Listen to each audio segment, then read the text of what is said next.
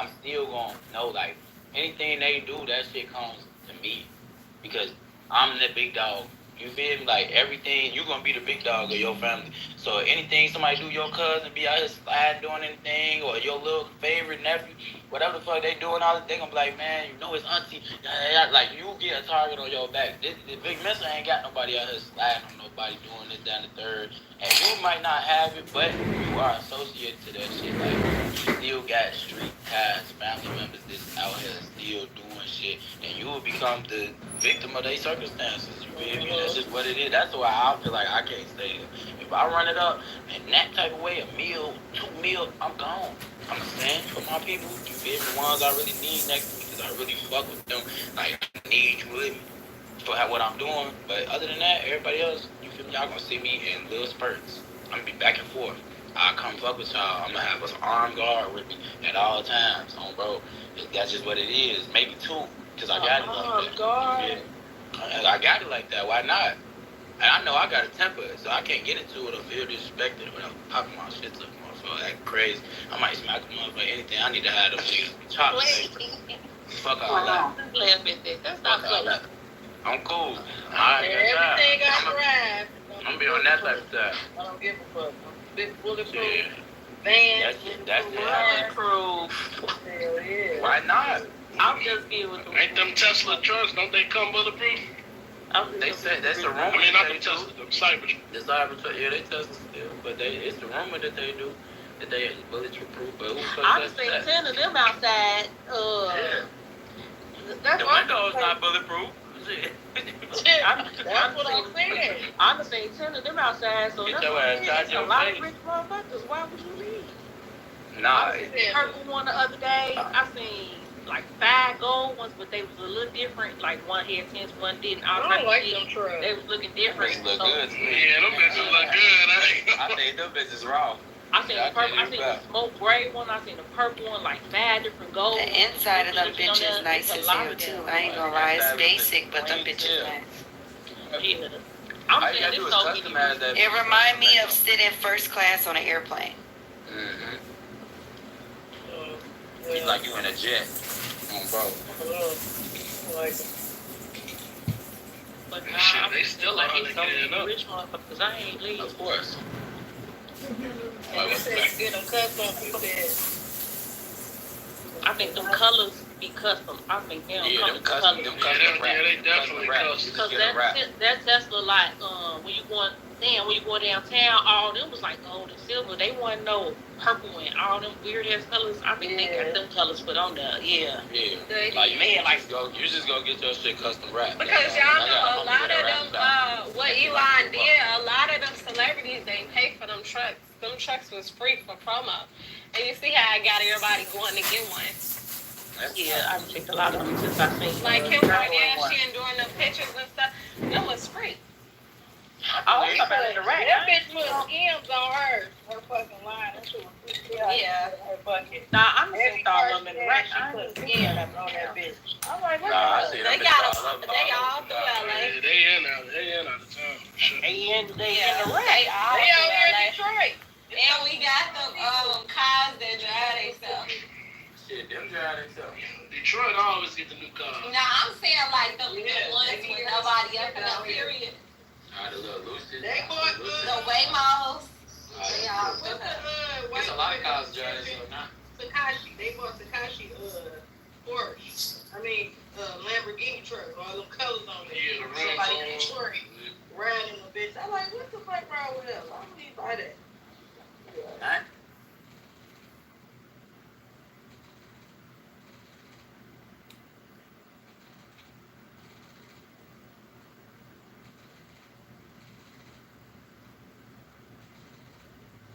Back to my seat. And I mean, come out of my house and all the days of my life, and I have a beauty of the Lord is inquired and simple. It's a process of changing homes that we do. I pray we come to know it more.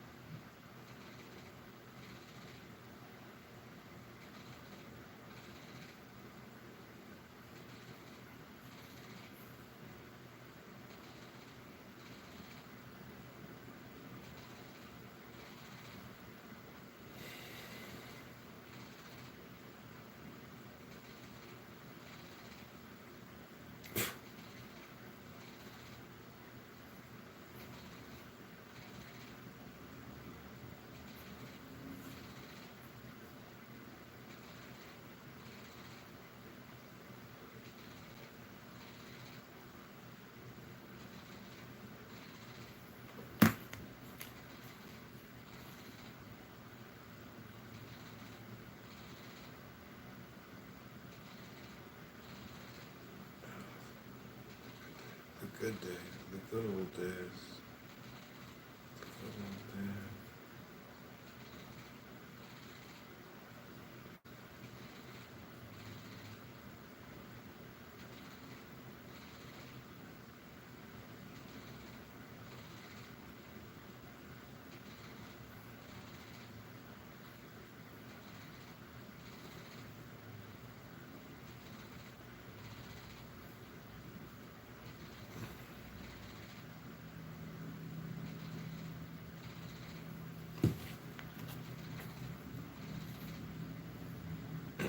This is the Adrian Dittman Show. I want to thank you for coming.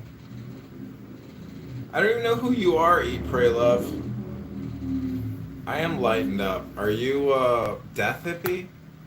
I don't even know who you are. I assume you're Death Hippie. I don't really know who you are, so... You know, I would encourage you to join Clubhouse and just talk to me on Clubhouse. You're being hypnotized on YouTube. Sorry that I'm hypnotizing you, but you're getting hypnotized. And now your hands are gonna melt, just like your skin. Prepare for the ultimate hypnosis. The 1 hour. This video may cause hallucinogenic effects, but please do not be afraid. These effects are temporary. Stare at the center for as long as possible, then look away. The longer you do this, the better it becomes.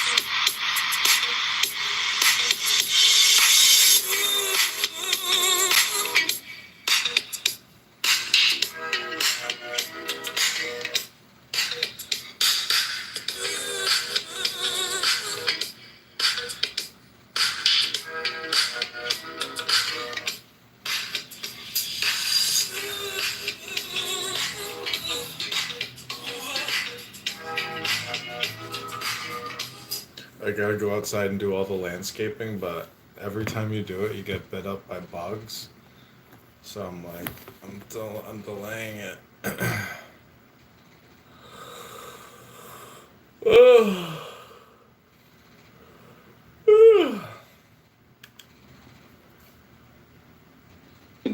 That's what I'm talking about, fellas. There it is, right there.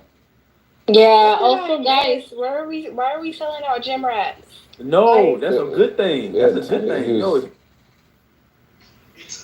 idea is it's in the customary international law that newly established states or countries are inheriting I hate to interrupt, but Raboyna Shaloylim, why do I keep getting kicked from these rooms? What are you guys doing in here? Like something so special that you're gonna waste your time kicking people from room?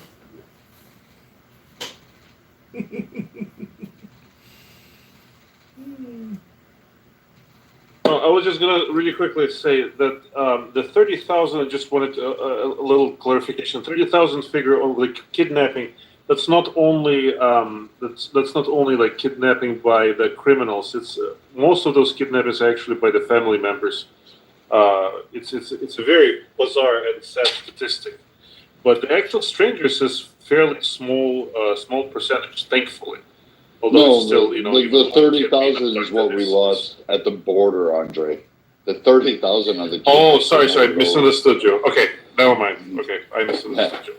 Our government, the Biden-Harris government, lost like 30,000 kids. They're somewhere in the country, and I want you to think of this.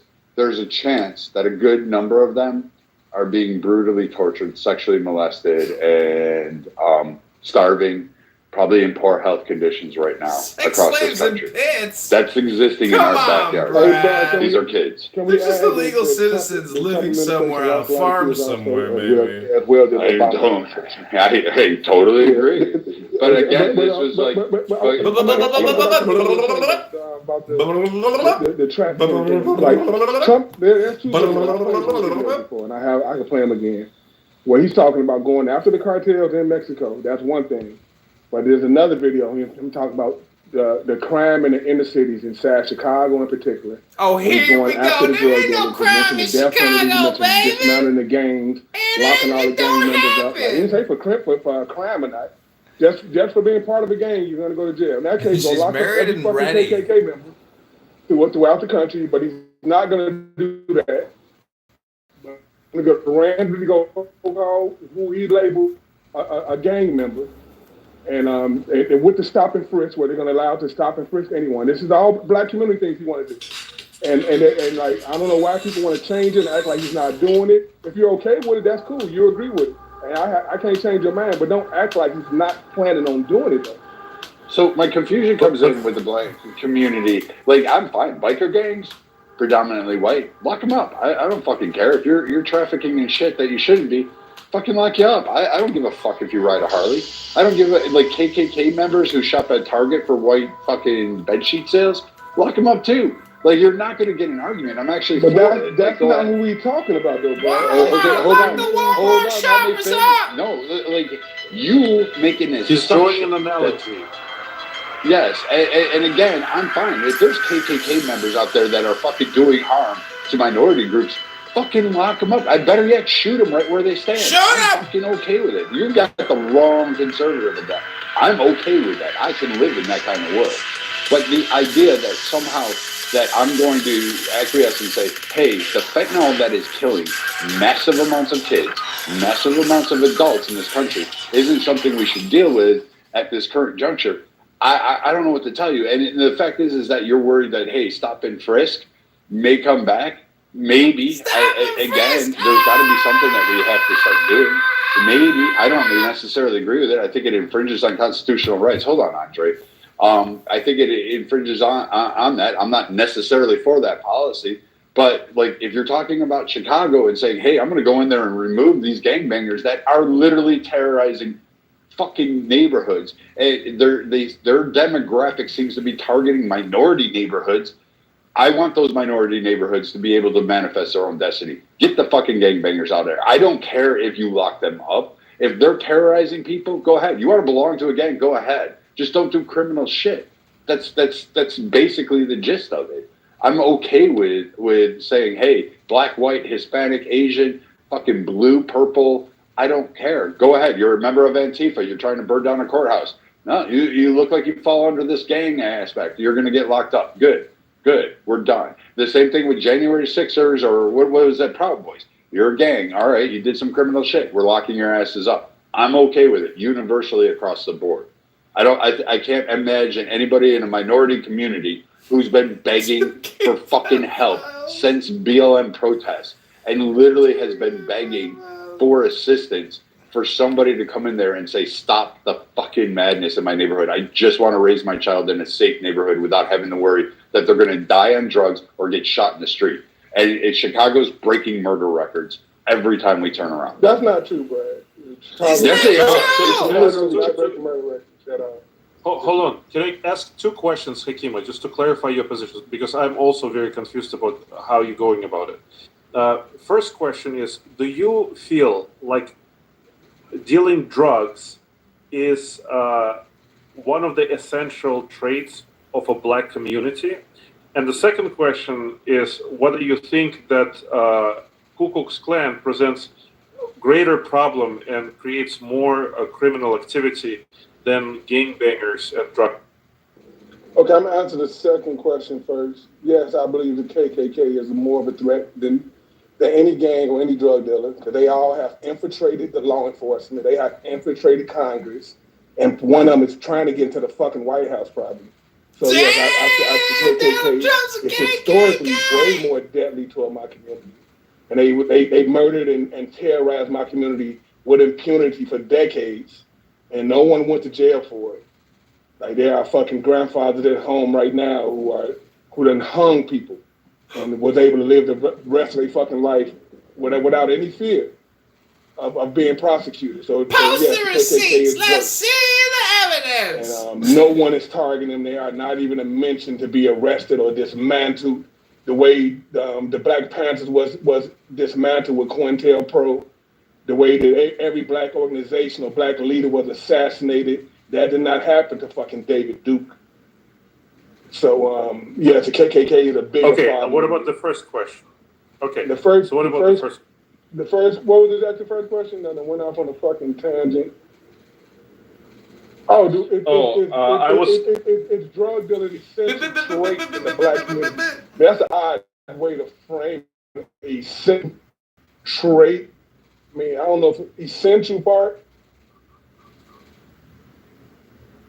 That's what you said. This is a black conspiracy theory that the KKK have infiltrated all police departments, sheriff's departments, FBI, CIA, and now the White House. This is Heckema, the Uber taxi driver from Chicago. Drug dealing happens a lot, and that is a part of the fucking. Do you think that's a good thing? Do you think that's a good thing? That's a good trait? Why would I think that's good? Because you were drug dealer. I don't know. Why would I think that's good? I mean, I don't know because it seems like you're trying to shelter them. That was good. No, I just said they don't deserve to have a fucking death penalty. I mean, they're ruining other people's lives. They're ruining other people's lives. No, what do you mean they're not? They're selling drugs to kids. I can tell you what I mean. What? If a drug dealer was out pushing drugs, trying to get you hooked on them, yes, he's a fucking evil person, but that's not what's going on. People are getting hooked on their own way. People are buying the fucking drugs. Like, they are just as much responsible as the drug dealer. It takes two to tango. Mm-hmm. So, like, there's no drug. Akima, this is so bizarre. I don't care what you think. I live in a different world than you. Wait, hold on. Time out, man. Akima, listen, I said, hey, Andre, hold on a second. Akima, you know you're my dude, bro, and I say this respectfully, but you are so wrong right now, kid. I'm sorry, you just are. No, he's not wrong. Okay, and I'm going to back him up. I'm going to back him up. Guess what? Wait, everybody, hold on. I don't give a fuck who you back up. My lived experience tells me differently from the people I had to bury. So you could back him up the fucking Pennsylvania Avenue lady, but I'm telling you, he's wrong. What I'm wrong about, Jay? What is he, Jay? You just jumped in. What is he wrong about? Whoa! Take it easy. When you blame people that are, Andre, hold on. Andre, hold on a second. Andre, hold on 1 second. What you're wrong about is, first off, these drug dealers are lacing things, marijuana, every other drug in the fucking world with fentanyl, so people can get hooked. Not true. Akima, just hold on. Don't tell me it's not true, but I'm on the streets. Don't tell me, bro. I'm on the streets, man. Come on, we can talk. Come on, bro. Come on, I'm telling you real talk, bro. Me too. I'm telling you real talk also. I'm telling you real talk. What I see, my lived experience. Real talk. So Jay I know over 100 drug dealers, and I never seen not one. I know not one of them have ever laced anything with them. We don't lace our product, brother. In Detroit, we're competing with the dispensaries now. To lace, what is it called? The marijuana with crack. I mean, that's how they get people hooked up on it. It's like they cannot get enough of this drug. They focus on a specific dealer, not knowing why they think it's the type of marijuana. So the user didn't start using somewhere. This drug dealer magically gave this. And this user, this victim, like now we want to play victim. This victim took this drug unknowingly, not knowing what drugs are. And the only person that's fault is the dealer. I'm not saying the victim. I'm not saying the user is fault. They are both equally at fault. It is equal. It's not one or the other. Do you understand the difference between crack cocaine and marijuana? There's a difference, right? All right, go ahead. No, I'm just saying because it's very weird. That can't be a real question, though. Because a person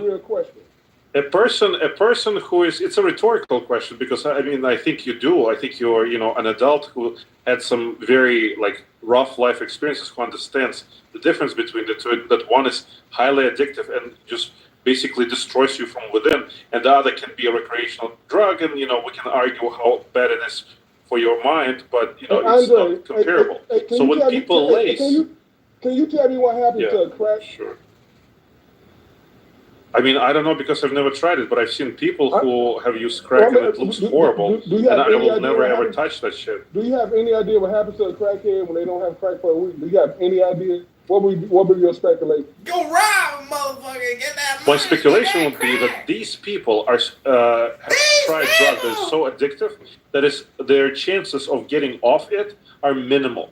They're minuscule. Okay. And so if gonna anybody is speculate, exposed to it, or give it, I am speculating right now, like from what I've seen, from the able to get off it. So people who get on it are basically signing their death sentence. And so a drug dealer that laces marijuana knowingly and giving to unknowing customer something like this. I mean, Andre, hold on a second. No, give me that. I'll go here. There's no way to lace marijuana with crack. Just so you know that. There is the fentanyl, though. I'm not. I don't want to clear what he just said. He gave a wild scenario where that doesn't happen. And the thing with lacing marijuana with fentanyl, it makes no sense because fentanyl costs so much that why would you put it on this cheap ass weed and lose money? This person is not gonna come back. Like a person that smokes weed, if they get the shit less with fentanyl, they're gonna know that they got fucking lace, and they might kill you. Like that is not a thing. I mean, I'm just sorry. I mean, there's no one out here buying fentanyl and weed and lacing it, selling to people. That's just not going on. I mean, it just. But maybe where you live, but where I live, it's rampant. Okay, rampant. And I'm going to tell you my lived experience. My marriage ended because her son hold on, Andre. Andre, I need you to show a little decorum during this conversation. Thank you. Kima, let me tell you something, man. My marriage ended because her son started on pot, that was laced with fentanyl, and he got addicted to fentanyl because of that. These dealers have no conscience. They don't give a fuck. They want him to get hooked on fentanyl because it is expensive, and they could make a lot more money with fentanyl than they could ever make in marijuana. And that's a fact. So, and I also, by the way, Hakima, buried 2 sisters, not 1, but 2, because of drugs. I grew up in this life. So I'm very well versed in this. You as well. I mean, I no need for my resume, but it's extensive. But my point is, any drug user, most drug users, 99% I would say, start using drugs on their own. And I smoked weed, and if I was to run across some shit that was laced with fentanyl, there's no fucking possible way I'm gonna get hooked on fentanyl. They're just not gonna happen. You wouldn't even know it's on there, bro. It's not like you go look at the weed and say, "What is that? Is that fentanyl?" Let me brush that off. It's a fentanyl have like a heroin have. It's not like a marijuana have. Like you would it's two different things. If you don't know any better, then that's definitely still a you problem that you cannot recognize what you're using. No one around you can tell you that you got some fucking weird shit other than weed. I mean, that's crazy. But the whole point is, it's too. You want to act like dealers should go to jail and the user should treatment when they're both in a fucked up situation. I'm not saying it's nice or good, but don't treat one of them worse than the other. Go ahead, Andre. So no, just really quickly. So the first claim was that things don't get laced. Things get laced. I mean, I think we established that fact. Not with crack. Not with crack. Second, okay, I'll take this back with meth. It gets laced with meth. I mean, they do lace drugs to get people addicted to something that is harder. Not with meth either. Yeah. No, maybe like. Okay. But not. Oh, Hakima, that drug dealer just put you under the water again. Yeah. You're in the Matrix. I think you're in the Matrix. Yeah, so the claim that drugs don't get laced is false. Okay, so we'll establish that. The second thing is the blaming the victim. Most of those drug dealers, and I know this firsthand because I work with urban schools, they target those kids. They're looking for them because the younger they can get them, they got customer for life. And we're talking not just high school, we're talking about middle school. So to say that those drug dealers and those middle schoolers who get drugs pushed on them are in the same category, to me, is just insane, personally, with all due respect. Andre, though, those kids have to have a job or they have to have very wealthy parents. They're not going to be able to afford that shit. But what I was going at earlier, Jay, was, I worked for the Department of Corrections in Virginia, one of the hardest fucking neighborhoods in Norfolk, Virginia. And I would go in and people would tell me all kinds of shit. Didn't want to kill me, which was great because I was going to be able to keep them out of jail. But they would tell me all kinds of shit. I'm like, dude, Beth, did they tell you? Beth, did they tell you there's more drugs in prison than there are on the street? Did they tell you that? Yes. They're like, we can get whatever we want in there, but they didn't want to go back there. That is not the place they wanted to be. But I would drive into neighborhoods that I only had one exit. There was an entrance and an exit, and that was it. And I would pull in, they'd be sitting up on top of the little thingy, saying what the neighborhood was, and they would start honking horns, calling everybody on their phones, hey, they're coming through. And as long as they were behaving themselves, I really didn't give a fuck. But I've dealt with this in real estate also. I have pulled up to properties that the clients have said, do not get out of your vehicle. We're going to buy this house, but don't get out until we get there because your skin color is not matching up to what's in that neighborhood. And you're liable to get shot. I'm like, oh, for the love of God, okay?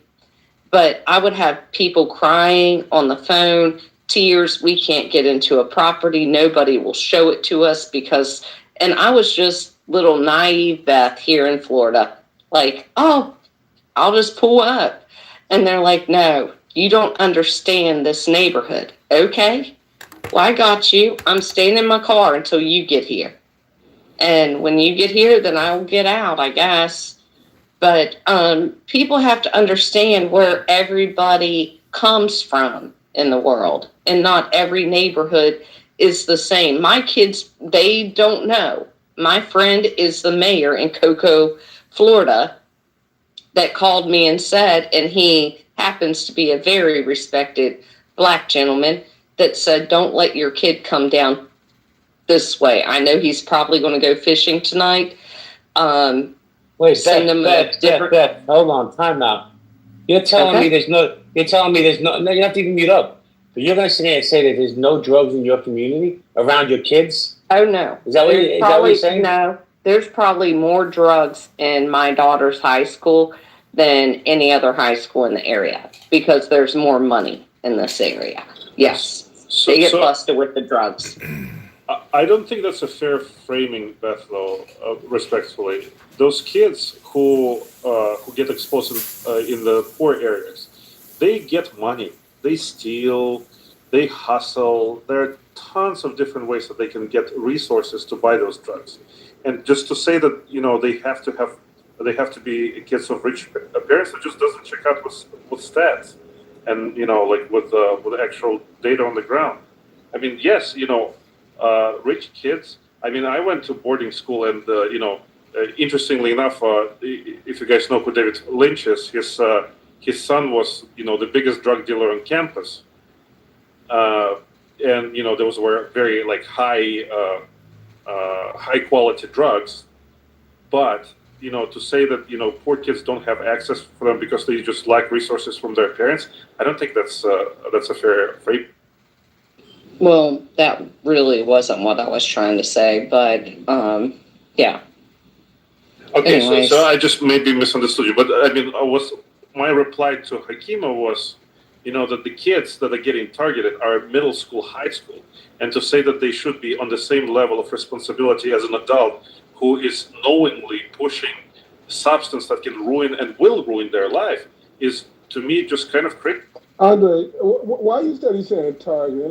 Why won't you accept that the vast majority of people that started using drugs went out seeking those drugs? Like, no one is tricking you onto drugs. That is not the way that people get on drugs. People want to get high, and they go out there with their friends, and their friends find something, and they all work together to fucking get on those drugs. The drug dealers, the drug dealers, there's not no mass. No, I'm giving you that. There's no mass amount of drug dealers out there pushing people here. Try this. That's not going on. Maybe like the case That's with not how Jay. the push works. Can I finish, sir? That's Sir, not may I how the finish? push works. With You're your permission, misrepresenting my point. with your permission, man. Sure, with my permission. Thank you. With your permission, sir. But like what Jay said, when his family got laced with fentanyl. I'm not doubting it. It very well. I ain't gonna say I'm not doubting it. Of course, it happened because Jay said it happened. But that person started smoking weed. I would assume, and I would probably bet that they did it on their own. No one tricked them and made them start smoking weed.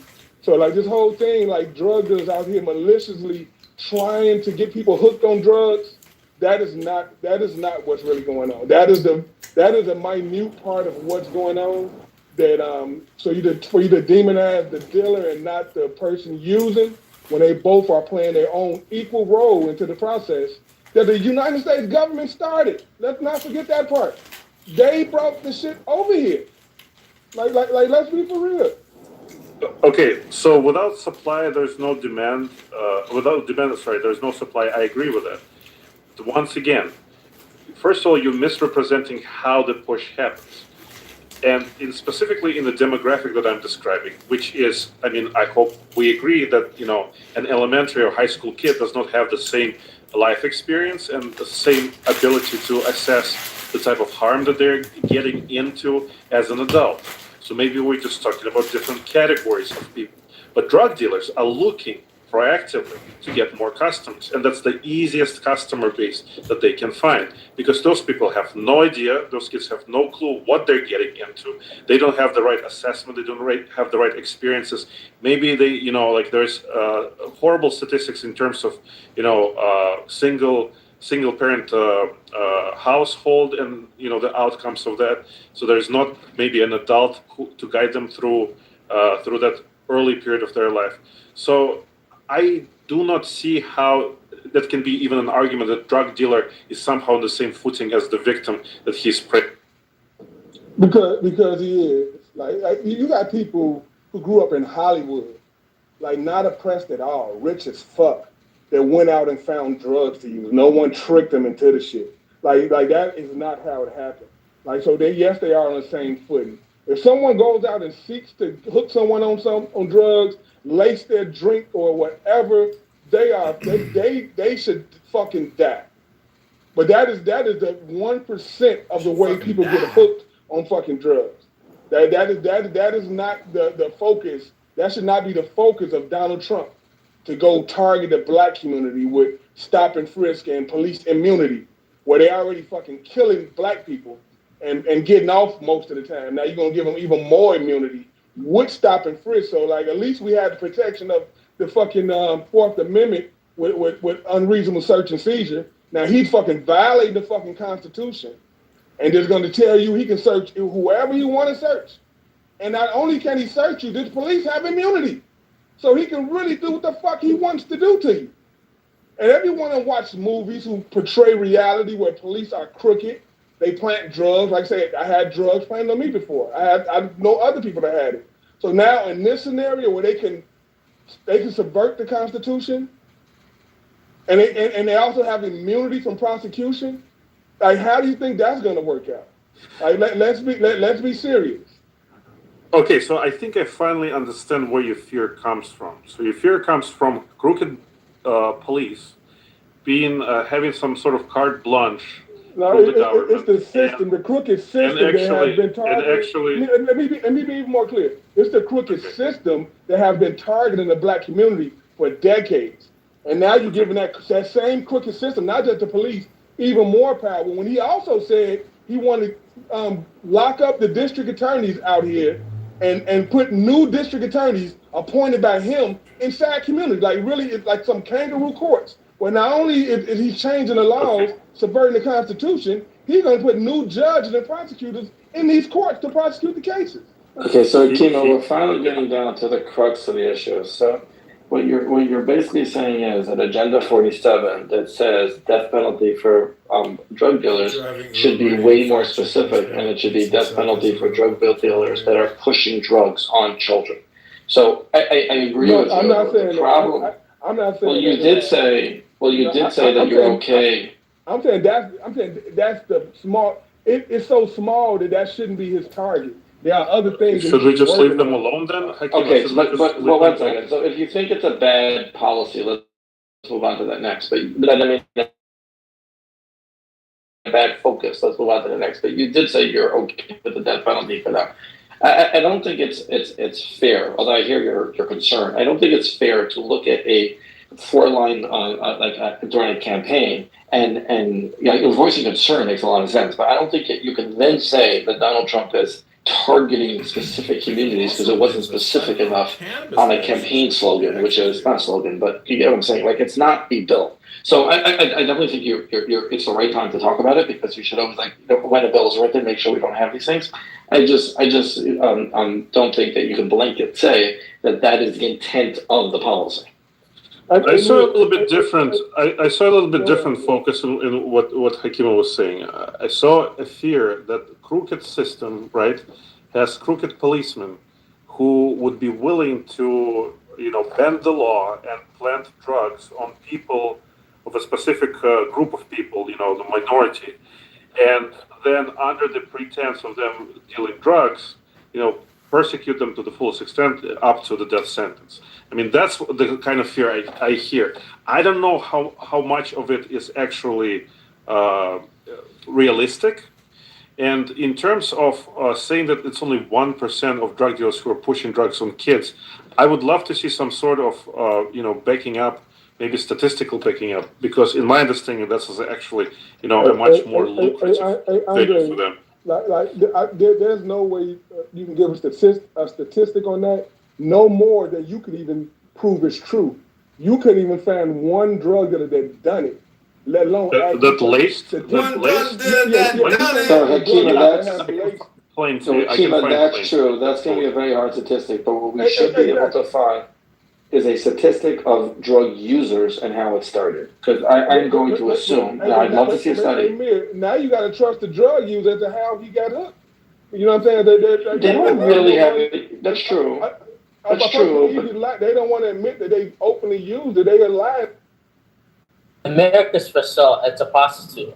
The more money you put into it, the more you can get out of it. That's all. It's a prostitute state. It sells itself. Just get the best part of it. Get the thighs. Get the ass. Get the best part of America, and we can benefit our own people. And that happens specifically through lobbying. There's a lot of black millionaires today. When they reach a certain level of success, it's in everyone's nature. They want to help out their community. They probably think, okay, I made a lot of millions. I want to help my community. But a lot of them don't know how because there isn't organized lobby groups that can actually help LeBron James put money into his community. So what is LeBron going to do? He's going to open a school. He doesn't know how to actually locate his money. There needs to be a middleman that can take his money and use it to benefit the community. I don't believe that though. That's how the Jews infiltrate everything that we got going on because they always come with that shit where we need somebody to teach this man how to put his money somewhere. Like, no, bro, that's just not that lobbying shit. I hear y'all, man, but I just don't think that's the solution. He's right. Look, I'm a black millionaire. I got out. Okay, I'm not playing around. I really am. I own 8 companies. And I started out with the revolutionary movement. And I spook sat by the door for a little while, did psychological operations for the United States military. I got out. I got into their corporations. I don't like it in the corporations. That's not the way. We've got to learn how money works in this country. We do not know. You're learning the wrong things. You're not going to learn it in school. You're going to learn it a different way. And I'm telling you right now, we got an opportunity to do this. And he's right, though. Lobby, but you're not going to get to the lobbyist point until you got enough millionaires together, and we got to learn how money works. Because if you don't learn how money works, no one's going to save us but us. Ain't going to be no government ever going to save nobody. No one's ever going to get saved by government through revolution. All we'll do is fight each other. We don't even know how to handle government when we in it.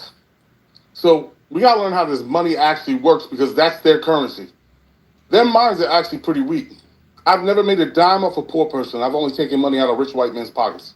That's a real truth. You just gotta learn this game.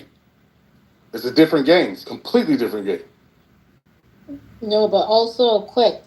boycotting is a big thing. Boycotting corporations. If again, the Black community coming together and saying, "Hey, this corporation messes with us," then we boycott you, and that they lose trillions of dollars because the Black community, honestly, are almost one of the biggest consumers.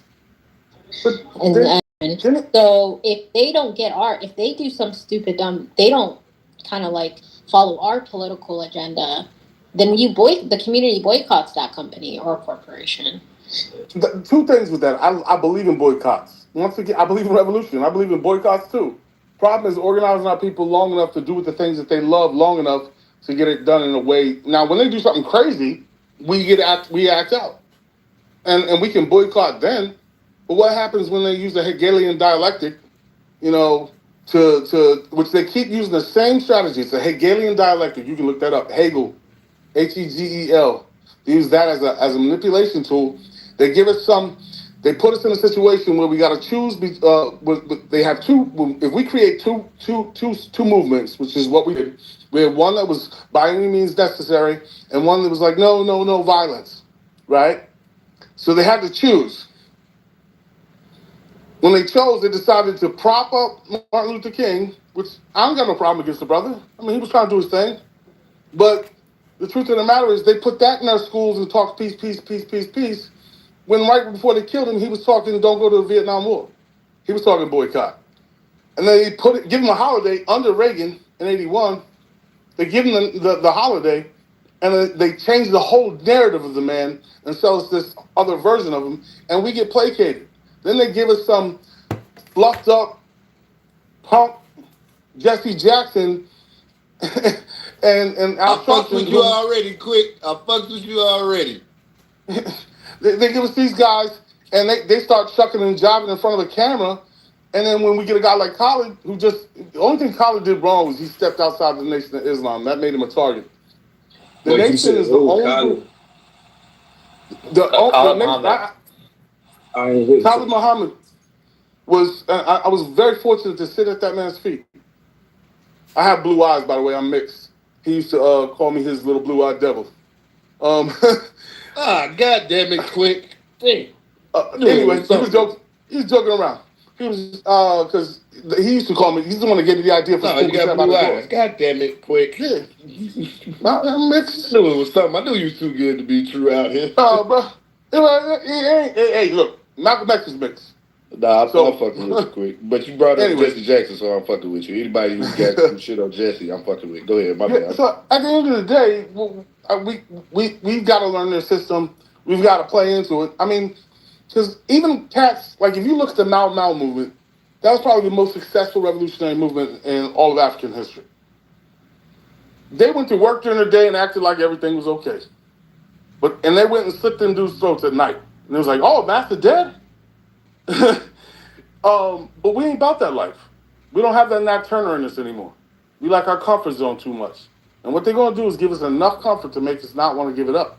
So the only other way to do it is to master their system. We've already got this idea in our heads in the Black community where we told our people that they need to be 10 times stronger, 10 times smarter, 10 times everything. And the truth of the matter is the Black intellectuals I know that are in business they're 10 times smarter than the white man. But they haven't learned their psychology. They haven't learned neuroscience. They haven't learned things like frame control and dark psychology, which is about manipulation. They haven't learned those things, and they weren't raised with the revolutionary mindset. So if you took the same Black intellectual that we have in the business world now, got them in there long enough to learn their systems, started our own businesses, learned how to sell to them. We always try to create Black businesses and sell to Black people. They ain't gonna get us no more money. Like, I watched this company called, you can look it up, it's called L'Occitane. You go in a fancy mall, you'll see a L'Occitane store. They selling 4.9 ounces of shea butter in a tin can that looks like but they got it all fancy and everything like that, for $49. We over here selling $8 a pound. Shea butter? What we need to do is learn how to market to them. They buying our stuff from our country that costs less than, 60 cents a pound over there in Niger and Benin and Mauritania and those places. We can buy this stuff and do it ourselves, but we haven't learned how to market to them. We haven't learned their psychology. We haven't even learned how to talk to them. But you know So what we that learned is, You don't that. know though? how to Shit, talk though, to because white white people people. don't do shit cool, interesting. There's nothing about them interesting to even want to sell them shit. You know what we will have to do. Well, it's probably a little different for you because you mix. So we would have like nigga. There's nothing cool about white people's shit that makes us want to go sell something It's, to but you them. gotta understand, it's our stuff that makes them look cool. If you go look at the stylish brothers right now that's out there wearing the little suits with the tight shirts and the little pants or whatever, you know what I'm talking about? That like club Yeah, look or the yeah. sophisticated, like smoking a cigar look that It's brothers be wearing. European, the European style. Yeah, but we really made it better. That's the We same make thing. shit look, we make shit cool, but there's nothing that we create to go sell to white. We will have to create food with no seasoning. We will have to make Docker pants. We will Brother, have to make the sunglasses that the police wear. We have to make shit that we don't deem cool to us to sell to white people. It's okay, not in listen. us to sell shit to white people because there's I, nothing I got cool a about brother, white people to sell them anything. but You get what I'm but saying? Like I get what you're saying, but it's nothing He that we said we can gotta in reverse our natural engineer the self white way man's to create to go brain. sell to white people. 2 points. They sell us rap music. They do it all the They don't time. sell it. Wait, hold on. They don't create the rap music, then sell it to us. But We create it. Their system allows it to be sold, but who they owns? not doing anything to make our talent sell. Our shit sells because Okay, we are the cool factor. I got you. I got Everything you. we do, I and got you. it's the American Negro cool side of everything that's making the black look cool globally. So Hey, my original hey, point was shea neighbor, butter. That's ours. neighborhood. My Hold on, Go neighborhood. ahead. Check this. Uh, tanning salons. Let's get a franchise on them, and I guarantee you we'll be able to sell something Look, I cool. got a white girl who owns a tanning salon. They are. All right, let me change that. I was about to say they're not gonna come tan with us. We gonna have to do all this extra ass shit. We got to put white face up there. We gonna have to really That's killer. operate in Don't our. wait. Yeah, hey, we gonna use. The most honorable Elijah Muhammad said, study them because they make no mistakes for anything that they do and what they don't. Okay, so how many times have we hired white people? Even if you go get the poor white people. Oh no, there's a sister. There's a sister over here that well, it's not over here. I'm in Philly right now, but there's a sister that has a vape shop, and hell, she hired a white woman. Look, Got her. let me Look, add this, and then I'm gonna go back on mute. The only way to oppress everybody else is segregation. They desegregated us because our economics were already together. so The my money, company is the 80. money with us, the money with us was already there.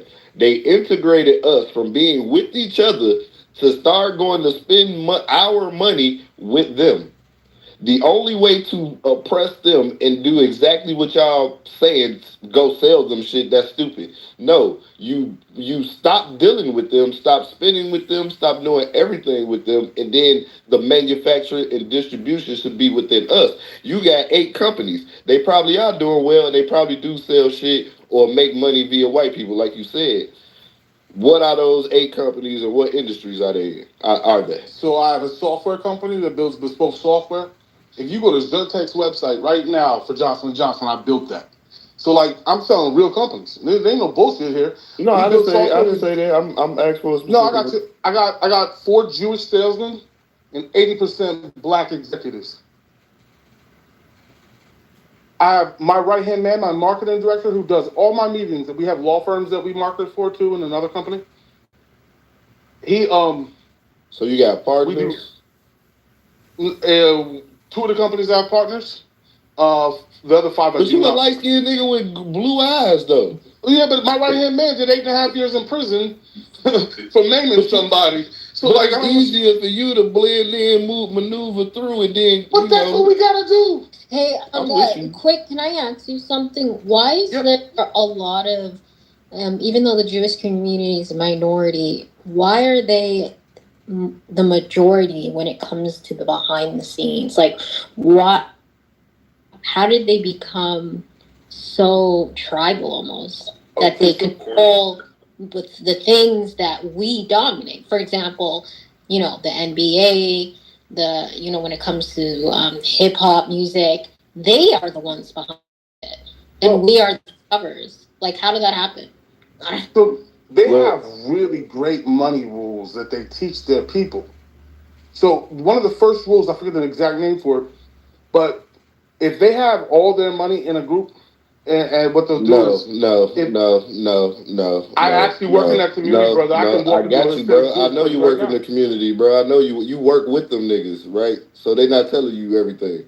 Okay, maybe not. Interest. No, beyond that. They are money people. They created this banking system and they charge people interest. They don't charge each other interest, but they will charge you niggas and everybody else around interest. They didn't create this system. Medicis did. Wait, are you serious? Wait. No. You got to go back further than that. Medici's created the system. They just made it. They just took over it pretty much. Go look up Medici's. The banking system you have right now is built off the Medici family. I've actually stood in their castles. Like, it's pretty crazy. I know. But they're the ones who did it. They also collected all the art. So what I'm saying is, if you go into their community, they have rules. So first of all, if they have a who charging interest in America, bro? Of course, everyone's charging interest. Every bank. Who are the people behind the banking in America? The Jews. Okay. No, but that's not the only place for this. They're successful in other industries because they have. How they got their money to be able to be in position to what she say, the basketball shit, hip hop. She named the shit that we do as black people, and how are Jews the middleman of that? Yeah. They will give you a contract, right? That's gonna have crazy amounts of interest on it. And that's how they make their money. They get in between us by contracts. Yeah, but it's beyond that. The contracts don't have interest. They just got really smart into the 360 deals. That was a lot of them. Not all of them are like that in the music industry. I'm not even talking music. I'm talking contracts, period. Well, so learn contract laws. It's not that hard. I write contracts all the time. Contract law is something you can learn on your own. You don't need to go to school for that. Did you develop the contracts? Did you think of the contracts and to put a motherfucker under contract and charge them interest, or was that the Jews? It doesn't matter. I can put you under contract. Maybe not you, but I'm saying I can put people under contract and charge them interest. That's not what I'm saying, bro. How they get in between us and all of our talents and be able to monetize our talent. Well, let's put it this way: we haven't exactly had a long chance to run this race, so we were always behind the eight ball. Quick. And neighborhood, really what it was is it's simple. It was a lot of gatekeeping going on when this shit was developing. And that's how they got power in things that we dominate in. You know what I'm saying? Because the people that were trying to do something didn't have the money to actually fund what they were trying to do. So they were gatekeep. They had to go through this third party just to get where they needed to go. And then when they got where they needed to go, they realized how fucked they were. That's what I see. Well, let's look at the Negro League and them taking Jackie Robinson. Right? So that was an all-black situation. It was making money. Very, very, very, very, very successful. And then they extended a contract and took one other motherfucker, brought him over on this side, and then all the money started to flow on that side to where it dismantled the Negro League, and now all of our sports, present day, is Jew controlled. To me, that's gate. Oh God, that's gatekeeping. To me. All right, I'm with you. And the other part is we weren't smart enough to read the contract back then. Like, I'm being honest. Like, let's be real. They came in, offering on paper, and they've not materialized, offering more than what he was getting offered. Quick, can we blame them? Can we blame them back then? No, they didn't have the information that we have now today, and it was purposeful that they didn't have the information that we have, and that's why. It's not because we were dumb. It's not because we were stupid. I can say we for sure. We didn't have access to education or anything. No books, nothing. I agree. No, but Lou, they control the politician. Like that community dominates when it comes Anybody can to. control the politician. No, I know, but they have the most powerful lobby. We all know, all Americans know that the Jews have the most powerful. Facts, and they lay down with the Democrats all the time. That's why people be like, "Damn, the Democrats run the media now for real," and it's because like most of the media is ran by Jews. You gotta understand, they're the most united people on the planet. That's the reason. They're the most united people on the planet. They have one main cause, and everybody who's not one of them, like if you get in their world. No. Their main cause is to stay in their country, right? With this Israel, that's their main geopolitical. That is it. And they were given Israel. It was not really their country. That, if I'm not mistaken, ain't that Babylon, y'all? No, Babylon is in Iraq. But here's what you guys probably didn't know. Did you know Hebrew language wasn't spoken by the Jews since 500 BC?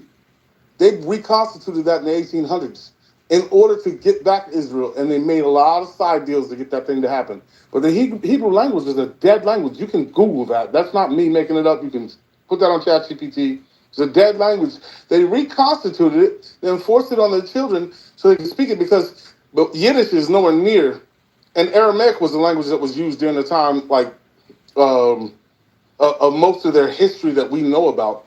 They switched it up, and what they did is they did the same thing that we were robbed of. They recreated because they were robbed of it too. They learned this game before we did. They were robbed of their language and taking all these different things when they were conquered by Babylon, Assyria, and all these other places.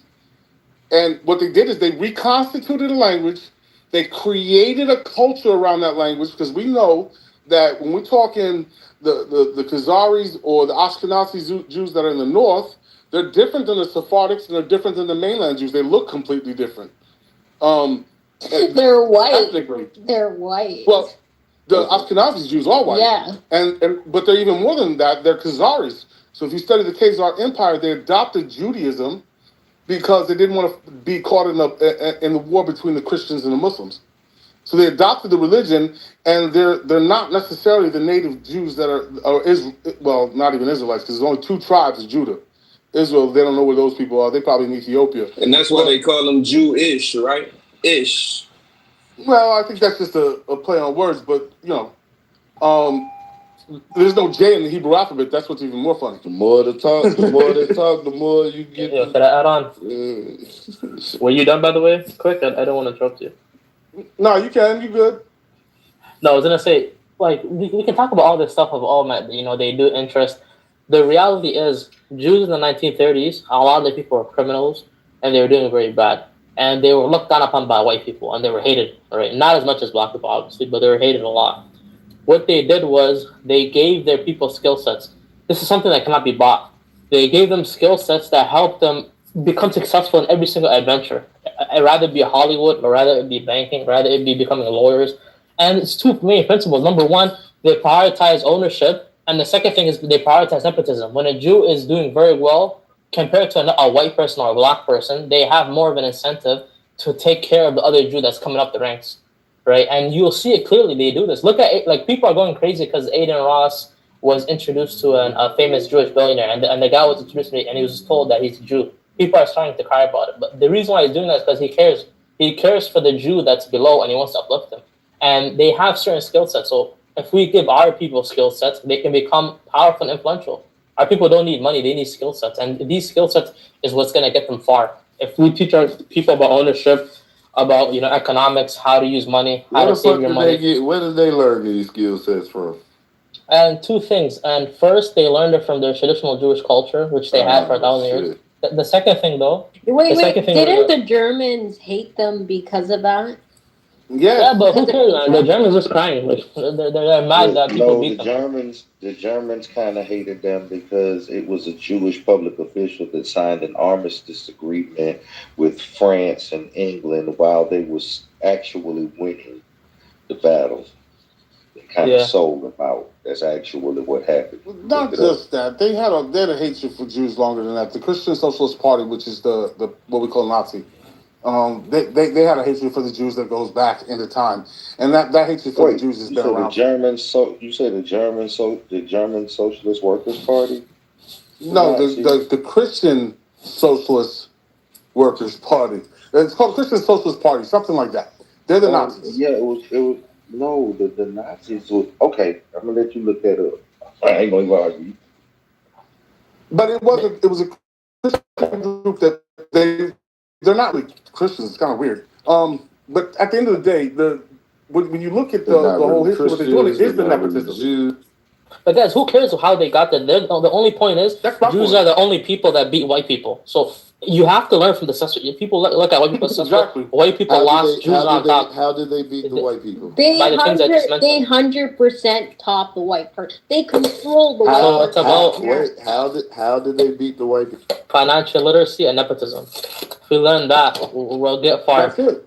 We'll And get very honestly, it far. would have been Islam because Islam had that locked.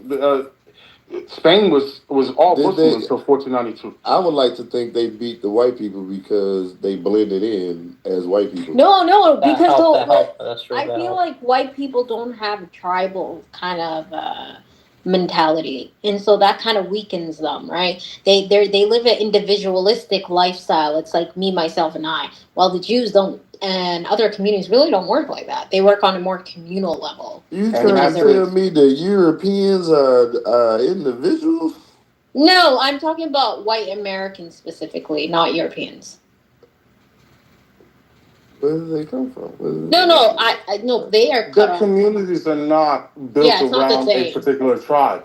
What they don't really just they talk about their Irish heritage, their Italian heritage, and all that stuff, but they're not seriously about it like that.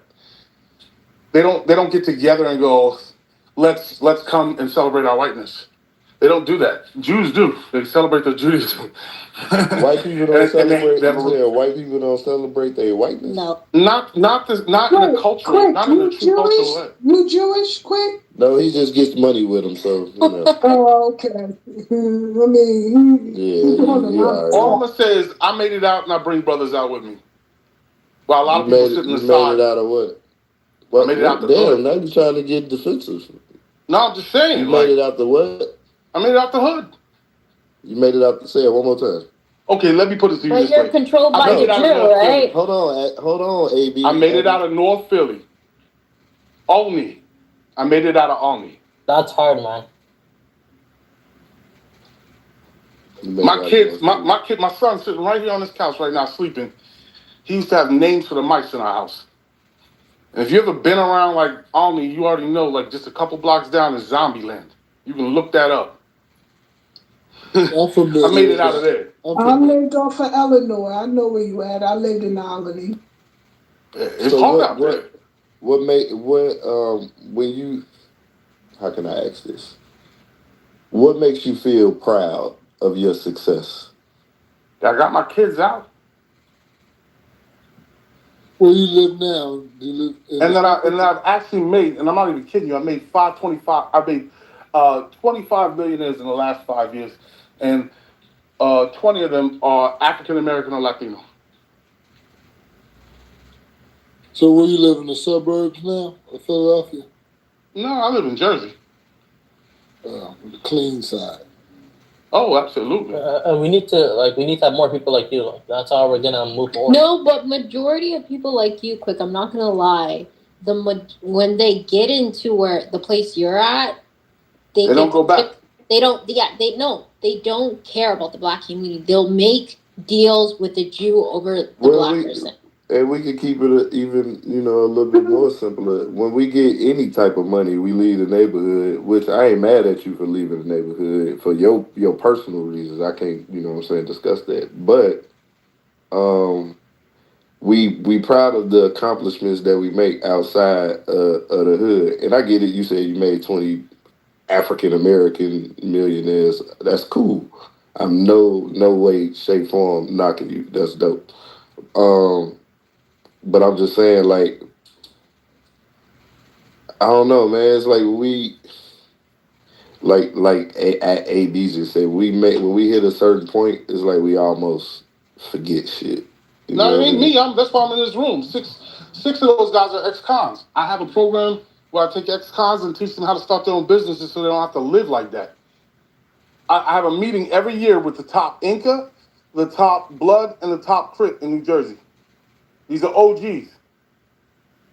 Every year I have one meeting with each of them talking about how they can get guys out of the game. But and it's hard because they're not all about that. These guys are in their late 40s, early 50s. Hey, let me ask you a question. Somebody said that once like Black Americans like move from the hood to the suburbs, that we sort of like forget. And I struggle because I don't know that that's necessarily true.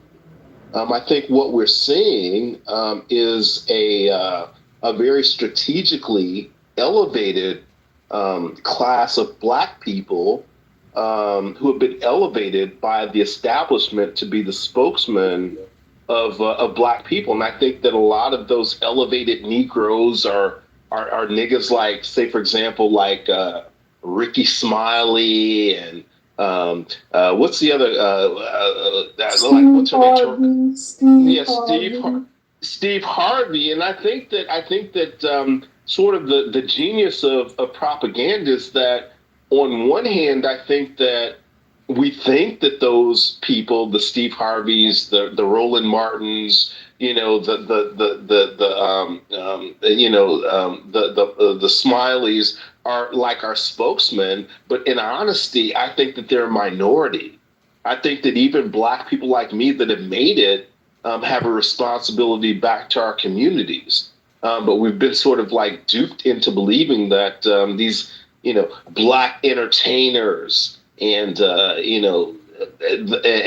Black political puppets are leaders. But I would argue that I think that they're actually the minority, to be honest. And then they also, what they do is they don't come back to the community, but they praise other communities, but do it for their people. That's the craziest thing. I mean, they will talk about every other community, how they look out for each other, but they won't do nothing for their own community. No, but here's the truth. When I go back to the community and I talk to guys about, hey, look, get on this. We're going to read these books. We're going to do these things. They openly reject me because I'm not in the community anymore. And I'm telling you, like, when you go back, it's hard. It's not always easy because we get rejected just because, okay, we're doing a little better. And we have hard standards.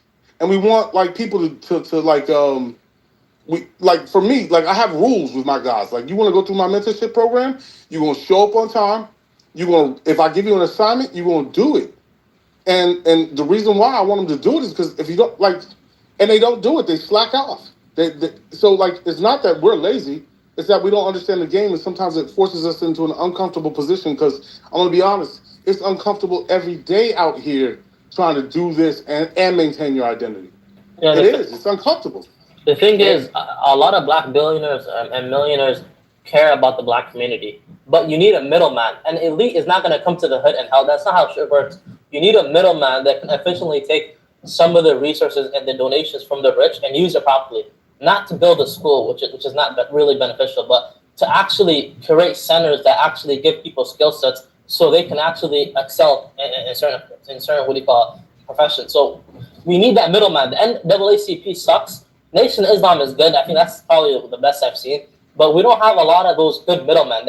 Don't be anti-elite. We have to work with our millionaires. We can't just and push them to the side. They want to help, but they don't know what's going on. All their neighbors are either white or Jewish. They don't understand how to actually help their community. There needs to be a middleman that can help them and make it easier for them, People like LeBron James and all those. No, but they can't lose their contract, right? That's the reason why they can't really help that much their community, because if they try to, like, somehow, have an agenda of helping the Black community, that is not good for business. Right? That's true. That's very true. That's not even true, because, like, what I do is I actually purposely go out and look for certain people that would never ever be qualified to work for my company. But she's talking about. I think she's talking about at when it comes to wealth, a really elite level. Yeah. People that have like the billionaires, the motherfuckers that are. Oh, well, that's a different level. Like billionaire, that's a small class of Black people. That's the elite. Well, yeah, and that's her point, is that, like, when it comes to, like, the elite Black people, that, the few billionaires, is that like they can't gamble and take a chance on being very overt in terms of like saving the black community. Because ultimately, to her point, is that if it's too obvious that they're using their wealth to like be focused on saving black people, then they'll probably lose it through, to her point, with contracts. Nobody wants to do that openly. You're not trying to. I'm not openly doing it. That's why I have white people in my company. And I think that's the other. I'm doing it. Like there has to be a way of like enabling like our wealthy black people that have a sincere interest and concern about saving black people that on the opposite side won't threaten their wealth. Look, the way you do that is you do it in silence. Like each one teach one. So how do you do that in silence? So I'm teaching them now. I just don't do it as an organization or a nonprofit. So just do it as a company. No, break it down real quick, and I'll be fast. So I have 800 mentees. 800.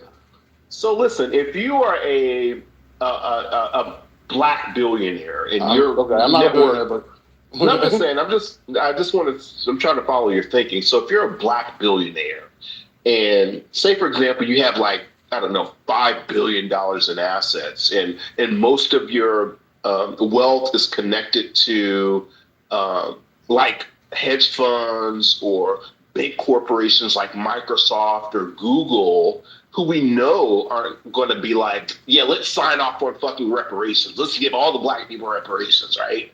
But if you're that black person and that's in that position of like true wealth, and you're like, damn, like I really believe that like my people deserve reparations, and I really, really want to do something about it. But at the same time, if I come out and I'm too open about like advocating for reparations, my question is like, how do you do that? Like, what's that balance? What's the strategy? Because I'm going to be honest. I think the reparations crack pipe has been passed around too much. No, I'm not expecting no one to ever give me nothing back. Oh my God! You donate to nonprofits, so you don't have to say pro-blackness. You just donate to nonprofits that benefit certain areas. Yeah, that's a better answer. It's not hierarchy. That's a better answer. What you do is as a black billionaire, you create nonprofits that you don't want to be able to like link to you specifically. But I think that to your point, the last speaker's point is like you got to sort of like protect yourself with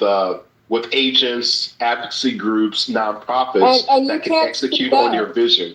You can't really speak out as well, because look at Kanye West. He was a billionaire. He's opened his mouth, said some stuff about Jews, and all these contracts, Adidas just cut him. They cut Kanye. Well, that's different though. He got at Jews. Like that's not helping. No one cares if you help the black community. No one's gonna try to say, "Oh, you can't do it." Like it's not like that. It's all. Oh, people do care. They care. Says who? Where did you get this from? People. They care if people try to help the black community. They absolutely care. Bill Gates. Forget about even black billionaires. A lot of white billionaires yearly donate a lot of money to some poor Americans or some foundations. If our community was organized and we have good nonprofits, we can even get donations from Bill Gates. It's all about being organized. Who's organized wins. So that's all it is. And if you're very organized, you can work with these billionaires and millionaires, and they're willing to donate to nonprofits. They want to feel good. They want to be like, oh, look at me, I help those black people. Like, I feel good. They want that. You just have to help them. You have to set up institutions that can do this. You know. I disagree, and I'll say this: the reason why I disagree, and I'll be talking about somebody that's with population control. Yeah, I'll give you a little bit of money, but let's look at Bill Gates' history. He was willing to pay off the Nigerian their debt to China or whatever, but in return he said they all had to get vaccinated. So how make that make sense? If the Nigerians were smart, they would have took his vaccination, put fake water or something in it, and use it and give it to the people. You just have to be smart. Finesse these people. Really? Jews do it every single time. Jews literally blackmail 7 billionaires and literally one political campaign. They sabotage them. They deceive them. It's all about deceiving, sabotaging these billionaires and getting money out of them. Let me just say, I don't think that it's a function of like sabotaging billionaires. Let me just say this real fast. I'm not. I don't. It's finesse, dude. Finesse. I don't think that you're actually going to get through the layers of smart people that billionaires have created to protect themselves to be able to like just sort of like finesse them. What I think it is that I think that there are genuinely a very small minority of billionaires that we haven't been able to identify that has an emotional and personal cause to disrupting America's wealth, aka racial hierarchy. And that's what it's about. It's like if you can't find people that are billionaires that are willing to disrupt the wealth hierarchy in this country, where black people are at the bottom and white people are at the top, like you're not going to be able to do it through like finessing. But I just gave you an example of the community that was on the bottom. That's not disrupting the wealth hierarchy in this country. It's not. Nobody cares about the wealth hierarchy. People care about who's on top. It's not about a hierarchy, a racial hierarchy. May I offer an observation? John J. Astor and I believe what was the other one? Damn it! Yeah, John J. Astor. There was a couple of people who did before our whole banking fiasco who had those same ideologies. They killed them.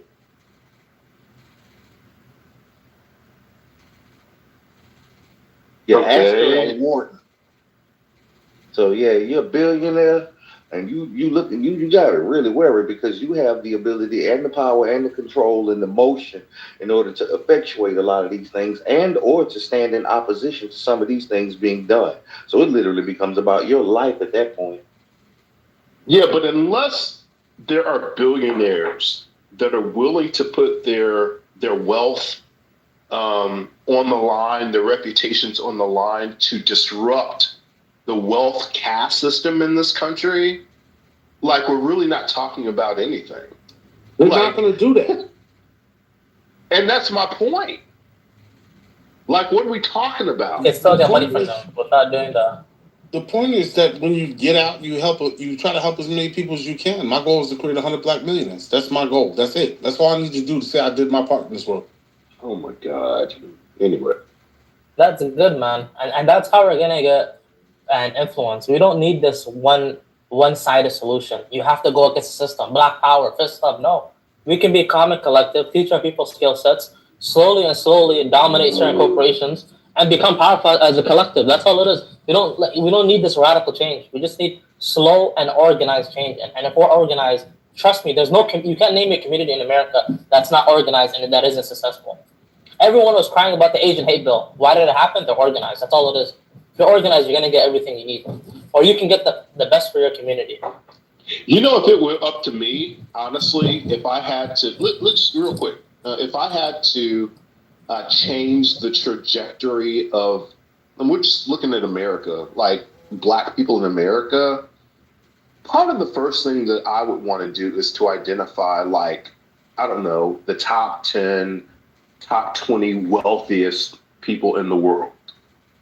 And I think within that top 20 group, like if I can find like at least 5 of those that have a real compassion and are anti-white and want to see black people flourish, like I'm going to like immediately like put together a strategy to like, how do I develop relationships with them to leverage them to get the funding to like, start weaponizing propaganda and other means. That's not how they work, man. I got 8 billionaires in my Rolodex. One mentors me every week.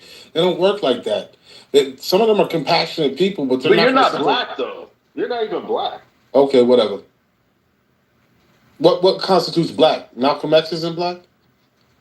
No, so hold on. So 8 billionaires, right? I do. So what are you trying to achieve? I'm trying to create 100 black millionaires. I made 20 so far. I'm doing all right. Okay. All right. No, that's fair. That's a fair. So, and I don't want to get in your business, but I'm Can just I put you curious. on game real quick? I'm gonna just drop one hint. Yeah. So there's something happening right now where we can take advantage of. It's called the silver tsunami. Okay, this is all those old white people that are from the baby boomer generation getting out of business. This is what I'm moving into right now. Mergers and acquisitions. I can give you 2 books. One is called Millionaire Fastlane. It'll teach you better how money works. And the second one is called Your First 100 Million. Your First 100 Million. It's a free book that you can listen to online. And you read that first 100 million, I'm telling you right now, you'll be able to acquire these companies very easily because of some new openings that are available where you can buy you can buy these businesses for cash flow.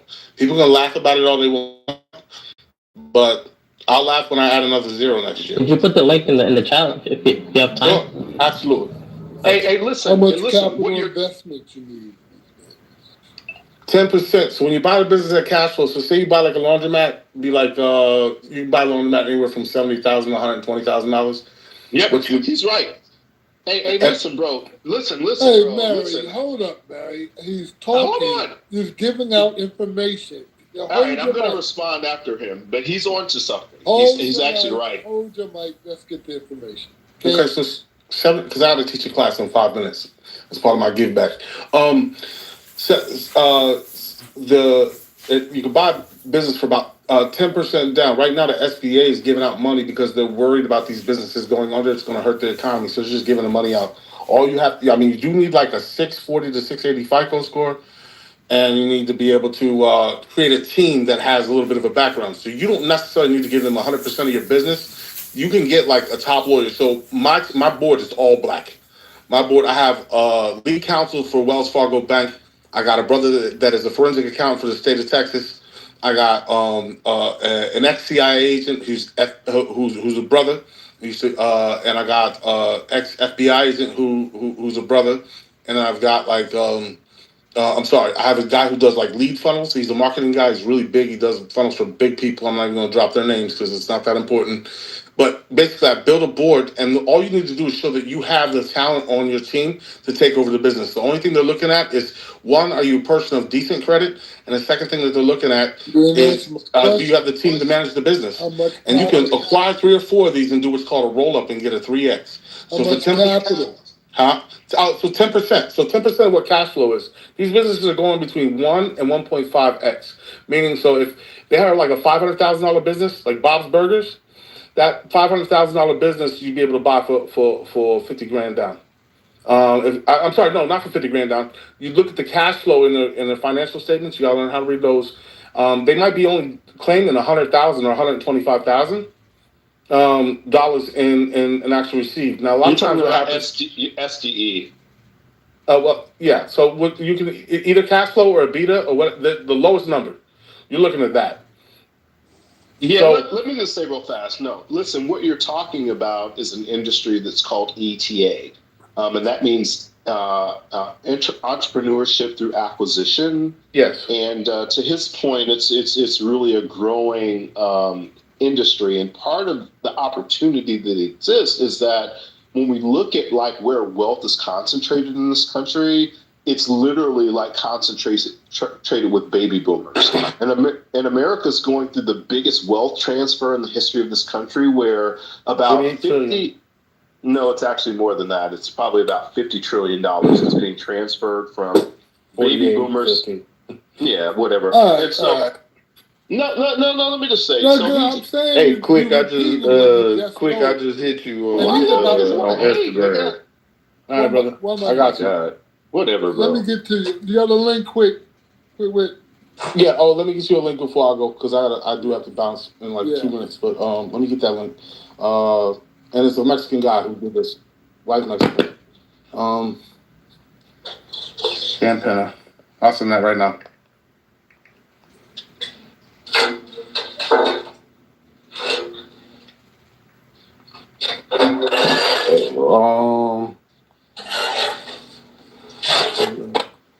Copy. All right, I am putting that into where are you at? There we go. Into chat right now. This is Dan Pena's First 100 Million. That book will get you started, and I'll be back in here. I'll let you guys go because I got to teach in 2 minutes. All right, thanks, brother. Thanks for coming to the room, and thanks for the information. No problem.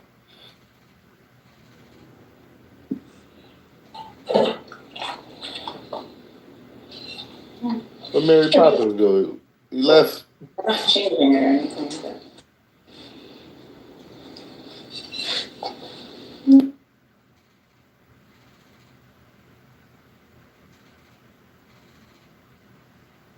don't know, my man be talking up a storm. God, hey. Can't get nothing in when he get on here. My nigga Mary Poppins.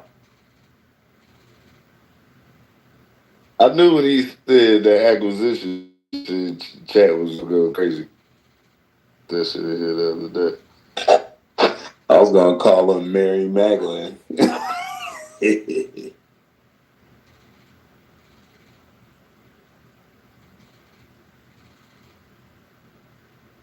Fuck it, man. I'm gonna have to go work with the small. Man, I'm gonna have to be a politician and work with the small hats, man. I've been trying not to.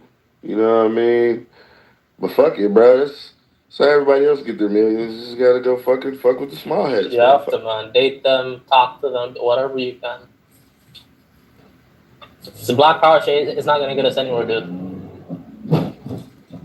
Keep black power in our heart, you know? Look out for our people. Yeah, keep it in our heart. But publicly, no, man. Publicly, I just claim I'm an American. I love everyone. I want to help everyone. I want to get somewhere far. Of course, if I see another black guy coming up the ladder, I'm gonna help him. But my life should be sabotaged. My money shouldn't be sabotaged to help him. You know, to climb up the ladder. Should be mutual benefit.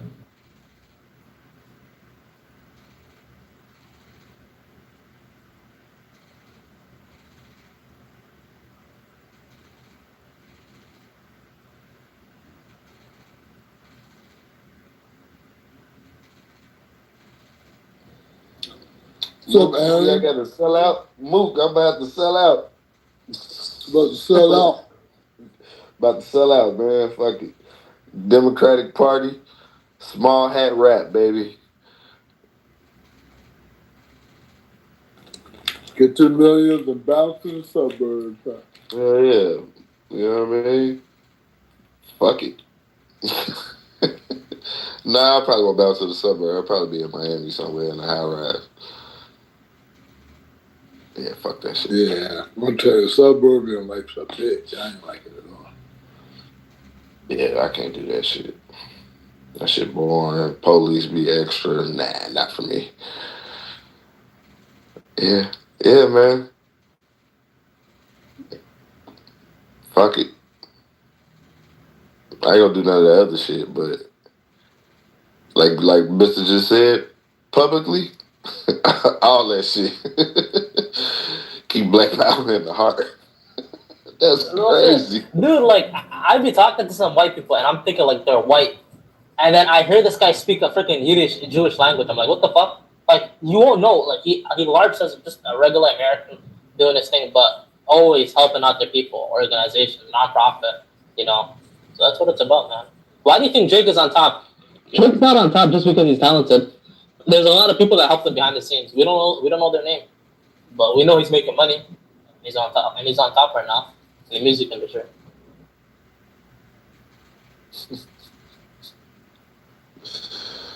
Shit, you either gonna be on top or you're gonna be in the bottom. Dude, I was a leftist. I'm like 25 right now. I was a leftist all my time, like high school, college, university. Whenever you talk to these like leftist black people, they're literally like victims. Like it's like some feminine victimhood. We know about segregation. We know about redlining. We know about our history. We know about the government. What are you gonna do? Are you gonna complain about it with white liberals, or like, we need to be successful, right? Like, are we just gonna be in a victim position, or? That's why I really despise like the leftists. Although they're right factually, historically they're right on most things. I don't deny that, but you need change, you know.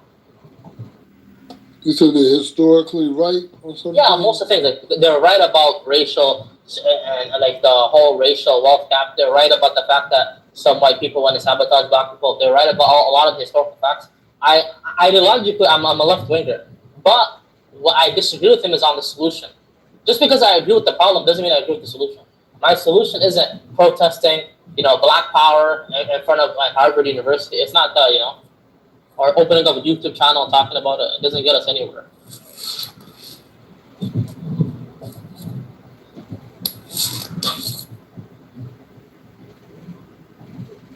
Hey, Queen, peace.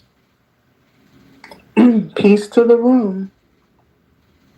What's up, brother? We've been here chilling for a while. It's been interesting.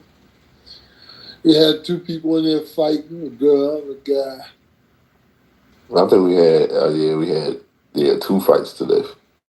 They all involved Lou though. Jesus Yeah, it's going Christ. down here. They all involved one person, but he wasn't even the aggressor in the situation. But he just took it there. You probably would have liked Lou, Queen. I think you would have liked Lou a lot, actually. Yeah, Lou Facts? Nah, it was another Lou. The B word was being thrown around. And what was the premise of the argument? She was disrespecting the brother. He was talking, and she was from, I think she said she was from Morocco. You probably heard came across me. Did you see her PTR? If that was her, I was like, you might be a pronoun. Yeah, she had a mustache. No, I don't think that was her. No, that wasn't her. Like, she has an Instagram. Like, that's not her. I figured she was Moroccan with that mustache. Yeah. Jesus Christ. Yeah, but she was a little off the chain, though. It's because she's kind of good looking. So if you go on her Instagram, that's why she's kind of like acting crazy, you know. Well, who is this white guy in here talking about? I'm not white. I'm not white. Black powers. I'm not black. I'm not white. Hey, I just went along with that he was black. You know what I'm saying? At first, it was like, but I don't know, man. Canadian. Are you Canadian? No, but I'm a northerner. Definitely European. No. I'm African. I'm black. Oh, you mean North Africa, like? No, He's Ethiopian. African. I'm Yeah, Ethiopian. he sounds Ethiopian. How do you know? I fuck with No, Ethiopian. Yeah, it's crazy. Like, I think, like, when you look at, like, West Africans and East Africans, you see, like, he was in here, we had no beef. You know what I'm saying? I can fuck with Ethiopians. It's all the rest of these motherfuckers I can't fuck with. If I'm gonna fuck with immigration, then it's cool for the Ethiopians to come in. But everybody else, I'm a little. Anyway, I was just saying that, Mary Poppins. Yeah, you can just sort of, like, tell based on the weight of voices between like East Africans and West Africans. At least I can. Like the weight of like the West African voice is a lot heavier than like East. And to put it more simplistic, like, and I ain't even trying to like fuck y'all niggas. Like if I'm about to fight a motherfucker, and part of like your bravado and positioning, even before you start swinging hands, is to like psych a motherfucker out, then just by fucking, the way that you fucking talk and the trash talk, like, I'm not gonna concede a fucking fist fight to an East African because y'all niggas just don't sound tough. Well, what part of Africa do I sound like?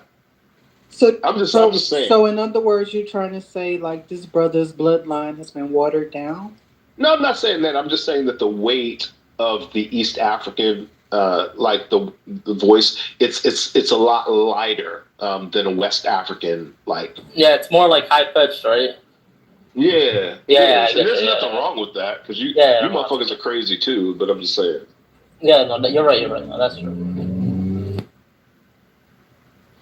So when the last time you've been to Ethiopia? I was there last year. I've never been there in my life. What? Never. Yeah, never been there. Damn. Who just said that they went? Was that a Black American that said that they just went? Yeah, I went through there I spent the night over there, a layover. Damn, man. That's wild. Yeah, that's where I want to go. I want to go and study and check out like some of their art of like the historical biblical figures and stuff like that. I just know Ethiopia was like the first. They were the first of everything. I just know that in my heart. Yeah, Ethiopia goes all the way back to around the second, third dynasty, according to Dr. Huda. Yeah, Ethiopians they kicked the English, was it Englishmen? They kicked their asses. They didn't allow them. No, the French. Was it the French? They didn't allow the French to colonize them. Like they don't fuck around. Like Ethiopians is tough. So yeah, I knew that brother wasn't from Ethiopia for real. I ain't never been. Well, you can't claim it if you ain't never been, nigga. You was from wherever. Yeah, no, I claim. But you guys were asking like my heritage, right? Where am I from? Like my background. So how old are So you? where were you born, sir? I'm 25. I'm born in America. That's where you from, my nigga. That's where you from. Yeah, no, I claimed America. He was asking me my heritage, but I claimed it. But why haven't you been back? You're 25. Like, have your parents been back? Yeah, my parents went there one time, but I haven't been there because I don't know. There's like a war going on. It's a bit unsafe. It's safer now, but I don't know, dude. I never had the urge to go there. Do you speak? But you know what's interesting about? But you know what's interesting about Ethiopia is I speak a little bit of Tigrinya. Yeah, it's not my Tigrinya. It's not good though. But the thing that's interesting about Ethiopia, and maybe why you and your parents haven't been back, is that Ethiopia is one of the few African nations that does not recognize dual citizenship. So, like, if you're a Nigerian American, like, you can have citizenship to Nigeria and America. If you're a Ghanaian, living in America, you can have dual citizenship. But Ethiopia is one of the few African nations that doesn't recognize dual citizenship. So they literally have to pick either being an American or an Ethiopian. And that may explain, like, maybe why, you and maybe other Ethiopians haven't gone back to your homelands because of, I don't know, visa issues potentially. Yeah, and it's very far. Dude, Africa's far. It's very far from there. A lot of Africans I met don't really go back. People in Europe go back, but Africans in Europe go back because the flights are like 2 hours, 3 hours. Well, yeah, but Africa is so beautiful. Like, how could you not want to go? Well, definitely, I gotta check it out. Definitely. Well, hold on, that is true, right? Like, you don't hold, like, you and your parents, you guys don't hold dual citizenship, right? As Ethiopians. I don't know if my parents hold it. I don't think so. They left during war. I don't know. Yeah, your parents are probably U.S. citizens for sure. No, they are. Yeah, they are U.S. citizens. They are. Yep. Let me ask you this question. What religious structure did they bring you up? Did you come in a Coptic Ethiopian church, your family, or? No. So my mom is Muslim, my dad is Christian. So I grew up in duality. So what faith do you practice? I lean. You practice both. Let's just say I'm not practicing. Like I'm not. He's a Cruzalim. He's a Muslim and a Christian. He's a Cruzalim. Yeah, there's a lot of people like that. Well, yeah, it's like how the Nigerians are mixed. Some people have Christian founders or. It's nothing but. I mean, hey, I don't even think that your parents, to the letter, follow Christianity and Islam. You know what I'm saying? That's just my opinion. You're right. You're right. So they follow Americanism. Yeah. No, not fully. They're not fully. They're more like cultural. Right, and then they claim that they're Muslim because they may follow some of the tradition for him. And her, if she's Christian, she may follow some of the tradition. But that's the way America is built anyway. Most of your people that are Christians and Muslims here in America follow Americanism. That's above all their religion. You know what I'm saying? Some of them use their religion to denounce certain things that they don't want to do in America. They use that to lean on, but that's basically it. In a nutshell. Point blank. That's what I find. Yeah, so my parents were from like the educated part of Ethiopia, and like what happened before they came when they were growing up, there was like communist rule. So they didn't fully ban religion. That's not possible, but they heavily looked down upon it, like the communist rule. So people are like culturally Muslim, culturally Christian, you know, but heavily like Ethiopian. It's a weird mix.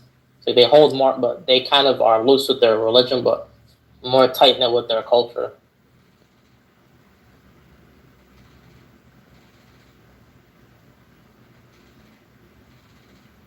Interesting. So, Brother Stephen, did y'all get to the bottom of did Malcolm X try to warn us about the deceitful Democrats? And did you guys see? Have you guys been following the Democratic National Convention? Like, the shit has just literally been a big concert.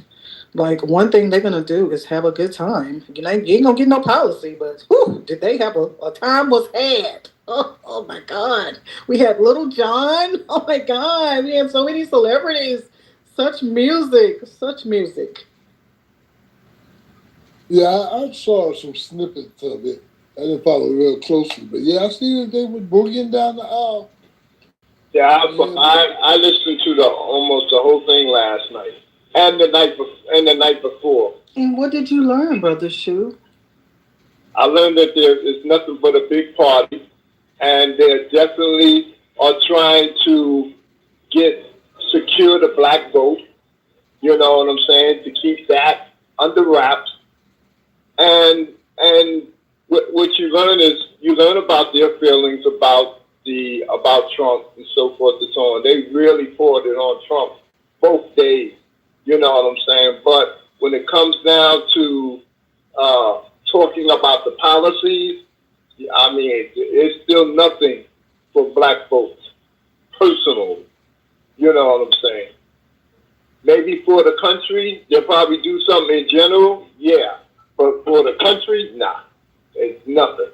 It's nothing. For us, nothing. It's going to be the same rigmarole that it's always going to be. You know what I'm saying? Point blank. So they really didn't discuss any policy. I was just saying that because I know they don't have any, but they really didn't. No, they didn't. They just talked really about discuss Trump. it. Brought Right. out They Obama. didn't really discuss Brought Obama's out. Obama, all the celebrities and the dignitaries you had. What's the chick from Texas? The congressman from Texas. Huh? Jasmine, somebody. Jasmine. Yeah. She was on there. You know what I'm saying? Yeah. Mm-hmm. Right. And you know they willing their, you know what I'm saying, their double-edged sword if they can. You know what I'm saying? So just a bunch of touchy-feely feelings. Just a lot of feelings. Yeah. But that's the same stuff that was coming from the Republican Party. You had, you know, when Trump was speaking and a lot of the folks were speaking, they spoke about Biden at that time. You know what I'm saying? Point blank. When Biden spoke, it looked like the night that Biden spoke, it looked like they shot him up with some shit. I'm sorry to put it that way. It looked like he shot him up. You could see in his eyes. You know what I'm saying? That whatever a serious cocktail going through his veins. He had a serious cocktail. I'm serious. Yo, man. Yeah, they had our gay head of the Philadelphia Democratic National State Committee. Very handsome guy. His father and his uncle were very, very strong activists. But he's sweet as a $3 bill with his little sweet ass up there. He was on the stage welcoming. And they had Michelle come in there. Michelle was looking kind of good. She had a new hairdo. She had a new hairdo. He had all ethnic on us, you know. Barack, like he old ass man, he aged quickly. That motherfucker. Oh man, the sensationalism that them two caused. All of a sudden, I could see they just swooned the black vote just by their hugs. They look like they look so good together. Oh, they look so fantastic. I was like, oh my God. They're the black power. Well, when the black women see that couple, they be like, every black woman want a husband like Barack. They used to, now they want a husband like Doug Ondor, whatever his last name. Oh yeah. Mm-hmm. Isn't that crazy? I mean, but really, when you think about it, Barack Obama and Doug aren't really um, too far, a step too far away from each other. Like, like I think Doug is like the correct progression from Obama, because Obama was a white man. So, You know what irritated me the most? Huh? You know who irritated me the most? When they had James Dookie behind Clyburn of South Carolina. Oh my God, it was irritating me. I didn't watch that shit like at all. I refuse to give them ratings, but I It is did. fucking irritating, man. Oh my gosh. I refuse to give them ratings, but I did see. Did y'all see Roland Martin almost get his ass whooped? He was so scared. Yeah, I saw that. That was hilarious. Oh my God, he was so terrified. Like he put the woman he in looked like a between. damn, huh? He put the woman in between. The He woman put in the the red woman in between.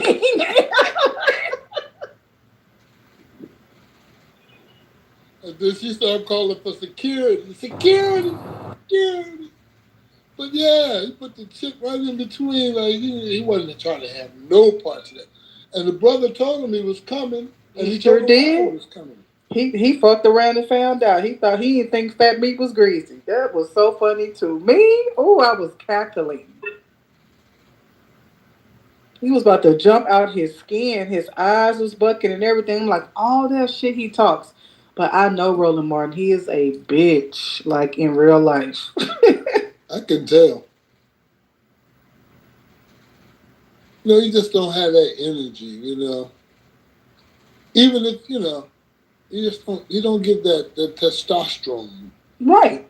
Right. He very much is gives feminine energy. Yeah, absolutely.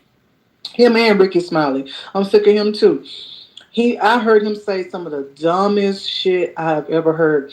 And he's on his radio show saying this to people. So how y'all not gonna vote for Kamala? And she a AKA. And then she could potentially get sworn in by whatever the judge is, Katanja Brown or whatever that judge is, by Katanja Brown, who's a Delta, and you got a Delta and the AKA. This is what they telling black people, and they are eating this shit. Crazy.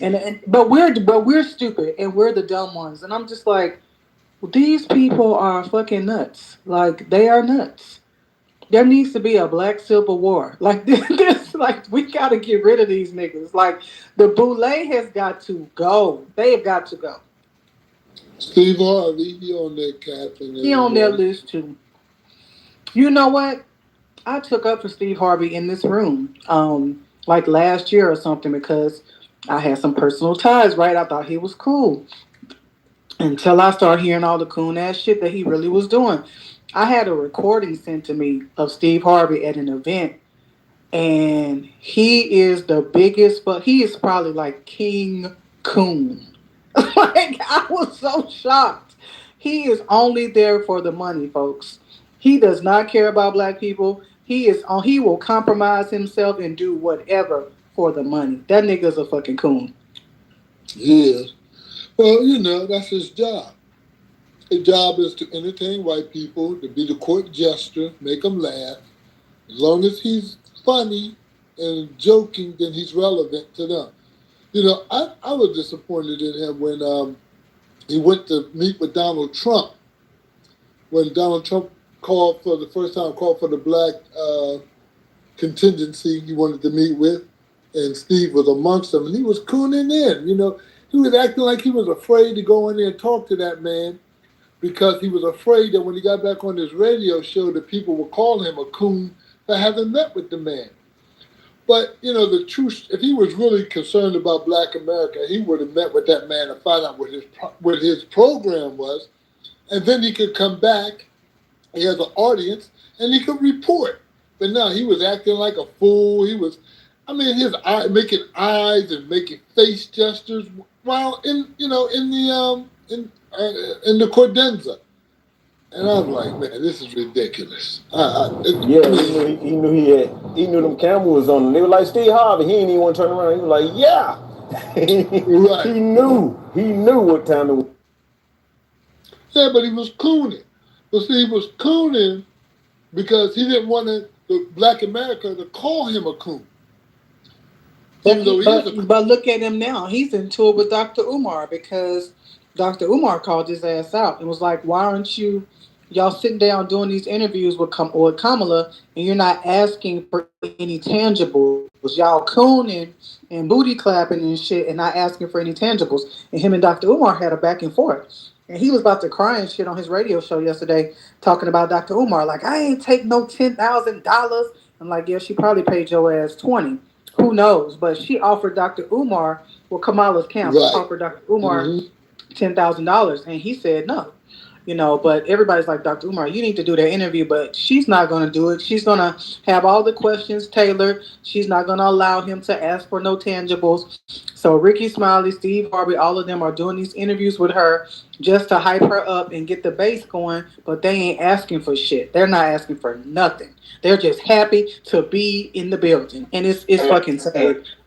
And let me tell you, the fact that they asked Umar Johnson that and he turned them down, we need to protect that brother because they're going to come after him. They're going to do everything in their power to come after him so that he won't be able to build that school, and let that be a precedent to anybody else who thinks about wanting to build a school and be independent. That's what it comes down to. Yeah, he's holding the coons accountable. Like it is not asking for any tangible. You have an audience, you have an opportunity. But it's been our history. When Obama was there, we didn't ask Obama the hard questions. We give them a pass. We tap dance for white folks. We do. I mean, instead of like putting the pressure on these Negro politicians and like we want hard answers to hard questions, and we don't want any dilly-dallying. We don't want any rhetoric. No, we just soft tags. Well, we can't do that because you can't do everything for black people, only for black people. And they're watching them, and they're a target. We give them passes when we should be holding their feet to the fire. Okay.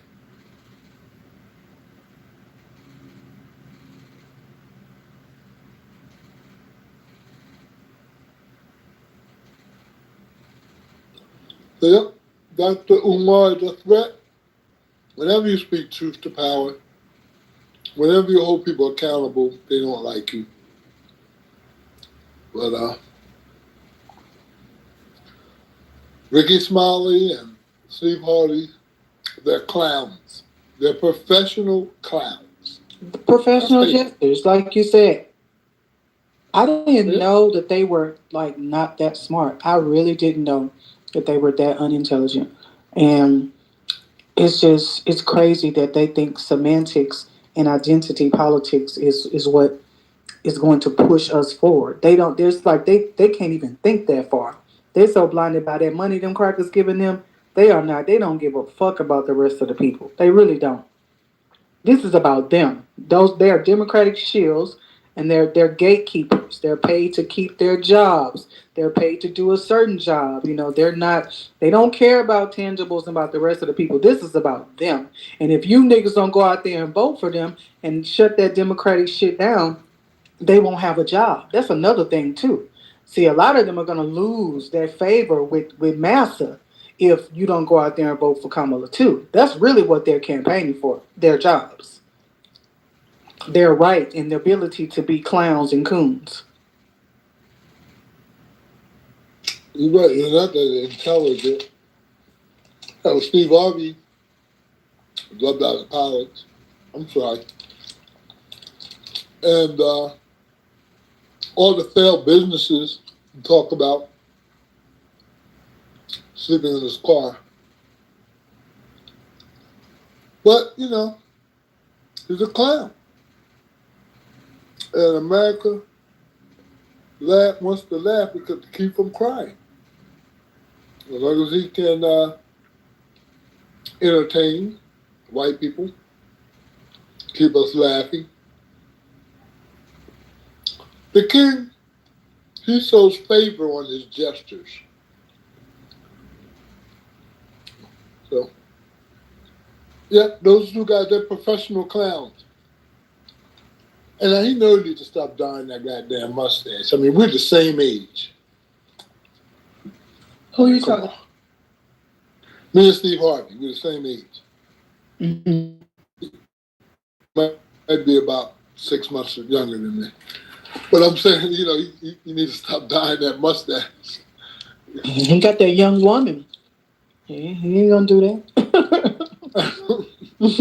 You gotta keep up with that young lady. I hear she's a handful. So they say. People.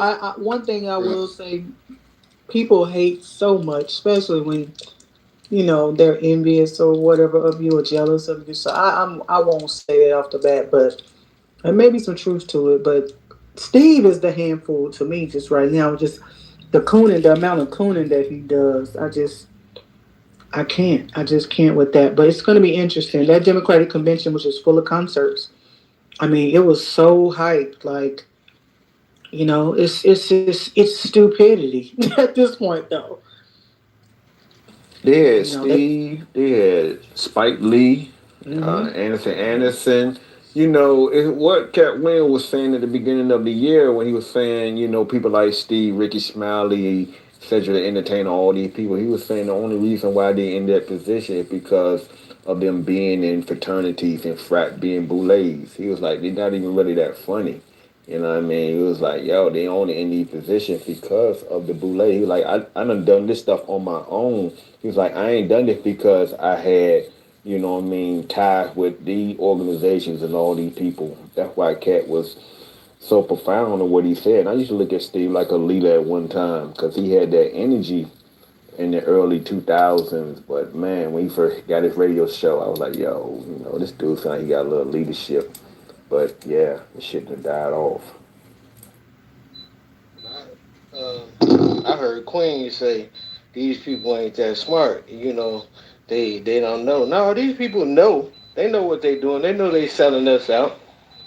They know they doing what they doing for the money. They know everything they doing. They exactly selling out the community.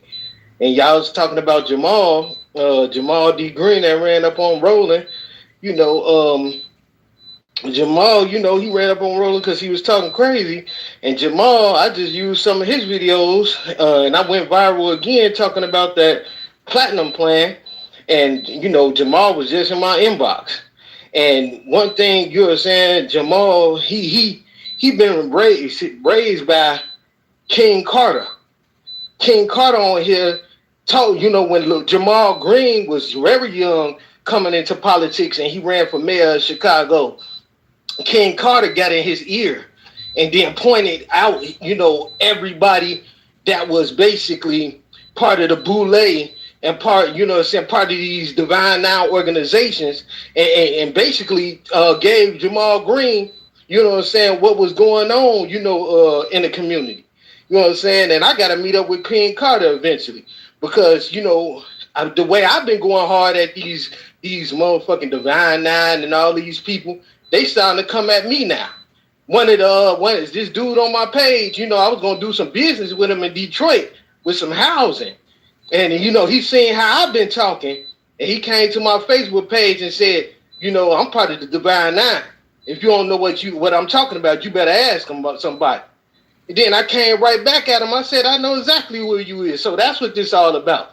You selling out the community for your own goods. I was like, y'all been selling out the community for a long time. He ain't responded since, but he was letting me know, brother, you barking up that tree. You coming at people that's organized and connected. So he basically gave me a warning. And that's cool because I'm about to go at these people hard because I've been trying to suppress myself. I've been, I ain't been posting. I ain't been doing that for the last 2 years. I've been trying not to go viral because I know how powerful my voice is. I've been trying not to get into that position where I have to put myself out here because I still work at corporate jobs. I still work at these places where, my words could hurt me, hurt my pockets, but it's all good. I don't even care. Like, it's time. I'm done playing. If I was in town, I'd be at the Democratic National Convention protesting everything right now if I was in town. They lucky I'm not there, but yeah, they letting me know that I'm on their radar. So at the end of the day, King Carter, all that shit, what I love about King Carter, that nigga crazy as hell. All that shit he be saying on his damn phone, just like me, that nigga mean all that shit and would say that shit until these people in their face. All that shit he be talking on here, that nigga is dead serious. At least you admitted shit, man. I'm glad to hear that. Well, I'm gonna play Malcolm X real quick what he said about the Democrats and how they move before I get out my car. Hold on. The poll taken by Newsweek magazine, I think you said that this was the leaders who said that who went with King and against Mr. Muhammad, around 90%.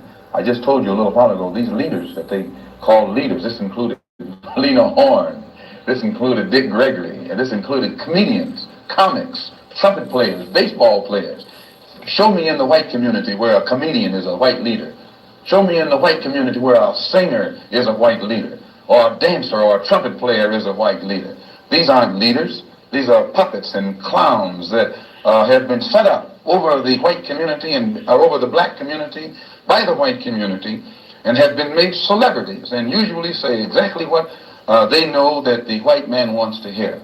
And it is an honor, actually, that they endorsed Dr. Martin Luther King. You're informed every 15 minutes with the... Malcolm X still speaking.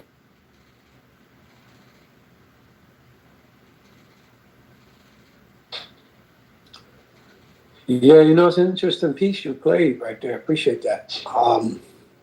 Because if I heard it correctly, that would condemn y'all paying any attention to Ice Cube. He said entertainers. That would mean Kanye West, all athletes, the movie stars, the piece I just heard you play, aren't worth a dime. That ain't what y'all mean. Y'all mean just the Democrat part as opposed to the whole part. Second thing about that piece is that piece was played when he was still a member of the Nation of Islam, defending Elijah Muhammad as he was trained to do, and he did a great job of it. Ultimately, there was no defense for it when Malcolm woke up to that foolishness.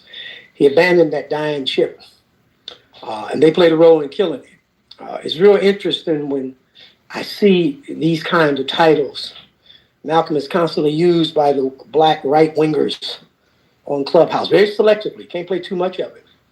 Because it was Malcolm, the one who's in your title, who said you're not even American. Y'all don't play that one. It was Malcolm who said you're an African. Y'all ain't gonna play that one, are you? It was Malcolm who called for Pan-Africanism and they put him in the grave, but y'all ain't gonna play that Malcolm. It was Malcolm who said we must work with the Africans and the Caribbeans. Y'all ain't gonna play that Malcolm. It was Malcolm a week before he was killed who was over in London meeting with Africans from London. He got denied trying to meet with the Africans from France. It was Malcolm who, when he left the Nation of Islam, thank God for him, went to where? The continent of Africa. Why? He went to 11 different countries and said, which y'all all reject, we will never be free without you. But y'all ain't talking about that Malcolm. Y'all talking about the Malcolm who y'all selectively edit and want to say he's against the Democrats. He said all of them. He said anything south of the Canadian border. He did say everything y'all said about the Democrats, and he condemned Republicans too, but that's a little different, huh? He condemned capitalism, but y'all ain't interested in that, Malcolm. Y'all want to edit it to get the part you want, and it's fake. This is Malcolm.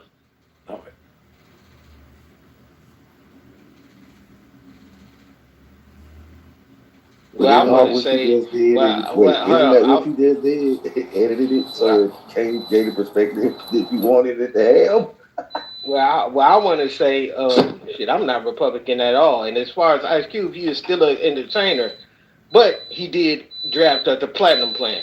Now, if it would have came true or not, I don't know, but at least he did that. So I could give him his props for that. At the end of the day, I believe in Pan-Africanism, but at the end of the day, we see what's going on. And, a lot of these people, they don't have the same mindset. Some do, but it's still a long way to go. And they said we fighting the battle with the people that ain't got the same mindset in America. You know, we talking about the Boule crowd. We talking about the Divine Nine. We talking about the liberals, the black liberals. We fighting these same people. So when you gonna talk about when you gonna talk about the black drug dealers in your community? Are they on your list? No, exactly. Yeah, they on our list. No, I didn't hear you bring their name up. No. You didn't bring it up. But yeah, they on our list. I bring them up all the time. I didn't hear you bring them up. Hold on. I asked brother Good not in here, but that's what me and brother Good argue about all the time. We argue about all that. With you. I never heard you bring up the drug dealers. Yes, I have. I have brought up the drug dealers. I have brought up the gang bangers. Where's your name titles on the drug dealers? And the drill rappers. Hold on, that's why they ain't no drill rappers. I'm talking about kids I'm talking about grown men giving 15-year-old drugs and watching them go to jail. I didn't talk about that. These African American criminals. That's the ones I'm talking about. I didn't talk about all that. I didn't talk about all that. I'm sorry. All they got to do is convert to a rapper and make the song and give a few dollars and y'all praise. No. Right? At the end of the day, Malcolm, I did come into an epiphany the other day. At the end of the day, a lot of these people, they do have to get to where we at mentally, Malcolm. At the end of the day. No. I'm saying if Joe Biden made a comment 40 years ago, y'all remember, but Jay-Z get off the hook, right? It's called no, Jay-Z don't get off the hook. It's called hypocrisy. He don't get off the hook. He did wrong. Of course, he did wrong. He gonna have to pay for all. What rapper didn't? Wrong. You know what I'm saying? And they ain't just rappers. There's a lot of people that's in our community. My brother did wrong. We ain't talking about your brother. We talking about the people who call themselves leader. We ain't talking about nobody's family. I ain't talking about your brother. My brother is a leader. He a leader of a real gang. He ain't no rapper. Well, I ain't gonna talk about people's family. I'm not on here to talk about people's personal family. All these motherfuckers, you look up to him. All these rappers are like Lil Durk and shit. They look up to my brother. That's who they look. One of the niggas they look up to. Lil Durk manager that got killed some years ago. Well, let's not tell your brother's business online. Come on, man. Yeah. So at the end of the day, you know that shit real. So at the end of the day, yeah, I talk about all that stuff. I didn't even have a conversation with my brother. He told me these kids are so far gone with some of the people that's little niggas that he raised in his gang. They so far gone, they got to kill each other off. I didn't argue with this whole room about that shit because they didn't like my brother's stance on that shit. He the one said that them little niggas, it ain't no saving them. Well, it ain't that crazy. It ain't for me to judge you the word saving. I will say this: when crack infiltrated our community, you don't know the street. When crack infiltrated our community at the highest, Ronald Reagan was president, and Republicans ran the government for 12 long years when that crack thing jumped off. It's not crack. It's not crack no more, Malcolm, out here. I'm talking about the origin. They off pills, they off X and other stuff. They not even doing crack like that in our hood. No, I was talking about the origins of when the community started to be attacked in mass. But Malcolm, you literally just said people pick and choose which version of Malcolm they want to talk about. I didn't say don't people. Yeah, you said because they want to. You said they don't want to talk about the part when he was talking about we need the Africans and all that. But don't people do that with the Bible? Pick and choose verses they want to. When you bring, don't people do that with religion? Pick and choose the verses they want to live by and go by. You're right, but I ain't getting sidetracked by Bible talk. That's an old throw off. You right, you know you like the Bible, so I ain't going down that rabbit hole. No, I'm gonna stick to old brother Malcolm and how in Clubhouse. Only rooms I usually see, besides the same guy, Brother Jeff Pope, is people grab the one sentence out of Malcolm. See, you can't play Malcolm X for 1 full minute without him cussing out white folks. So we don't talk about that. White folks don't catch smoke in these clubhouse streets. And they love to play the part about the Democrats. They don't play the whole thing. Now listen, you can't get one Malcolm X full page on a sheet of paper where he ain't cussing out white Republicans, white business people, white executives, everything that looked white Malcolm got. And then they just say, he said to Democrats, the title of the room, it is deceiving. Forget Malcolm. The title of the room is deceiving because it should say European Americans, not just one party. It's funny. Well, times change too, Malcolm. At the end of the day, times change. And Brother Malcolm is not here in 2024. You've been dead a long time. Times change. Like we don't have the people coming over here like the people that was joining the civil rights movement, the Harry Belafontes, the other brother name that was part of the Black Panthers. We don't have people coming. We don't have the Marcus Garveys coming over here. That's not true. Well, you just don't know. Who are they? They're in Congress. What you mean, Raymond? You got many. See, they operate differently. Nobody is in the streets anymore. Malcolm was never, thank God for him, he was never in the streets. The way of fighting the political power is, I mean, they don't give a damn about you protesting. They'll give you a microphone. Here, you see that what they do with Black Lives Matter. The quickest way to shut a black man up is to write him a damn check. That's their, and Malcolm said, remember, see, you're right, times have changed with Malcolm, but some things happen. Malcolm warned the Africans, they didn't listen, and he warned African Americans, we certainly didn't listen. He said, don't let American dollarism be the next way in which they use it. They took down the Jim Crow sign and they bought a dollar bill instead, and it works. It works to this hour. If any of us on this stage had a dollar in our pocket for every time we was on here either bitching about money or talking about the importance of money, all y'all be a billionaire. Everybody in the room will be a billionaire. Every time you see an African American room, somebody talking about they got money or we need to get money or we just had money. All kinds of people got money. Look at Ryan Trump. Malcolm. No, you got to get something right before economics. What we got to get right before economics? Let me show it to you real quick. Look at our elites. I know y'all want to hide behind the 9-9. I ain't mad at you because you're right about most of what you're saying. Well, let's look at our elites. I hate to mention by names, so I'm not going to. We've got some billionaires in this community of ours, 5, 6, 7, 8, however many. Show me one building, not a block, just one building with their name on it that looks anything like what the Black Panthers is doing. Free medical care, food bank, just one. I ain't talking about 10, just one building with their name on it, letting you know, I got you, baby. I got this billion, and guess what? We not one. So they got the economics. Look at all our athletes in entertainment. They got the economics. Won't lift a finger for you.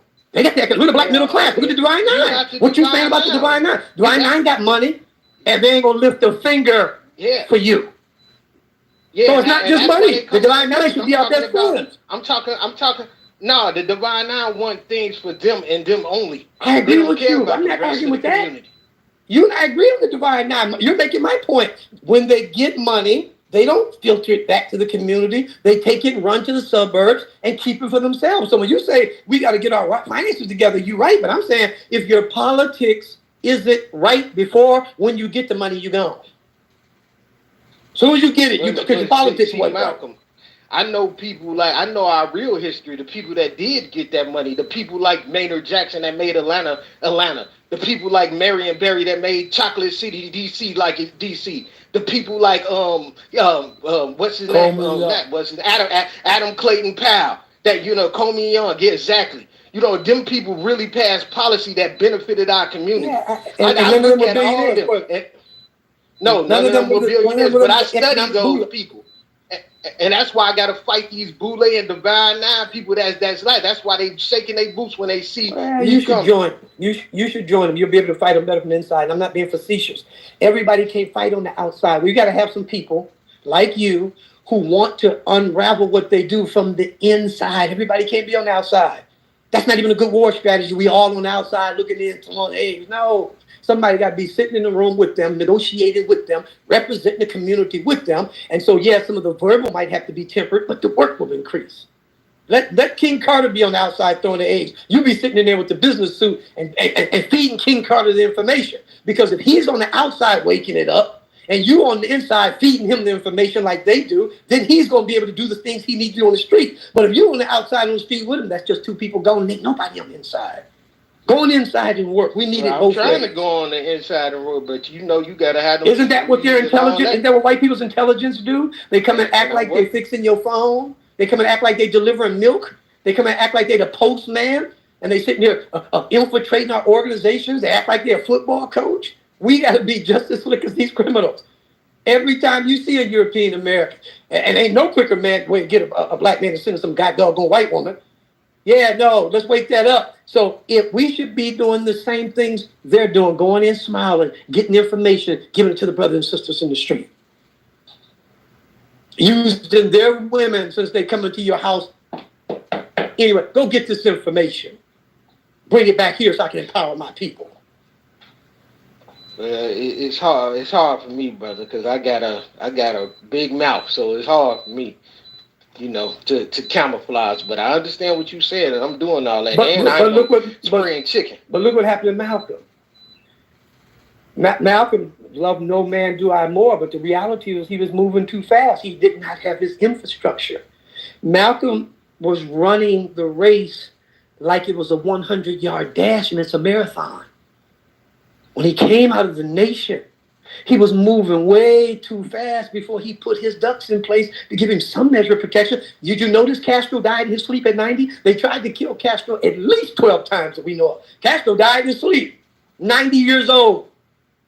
And the biggest, greatest, so-called, toughest military on earth was on his door 90 miles away trying to destroy him, but he moved differently. He tried to warn Che. Che, we ain't ready to do that. Don't try to take the revolution to Bolivia. We ain't ready for that. Che went anyway. Dead in 6 months.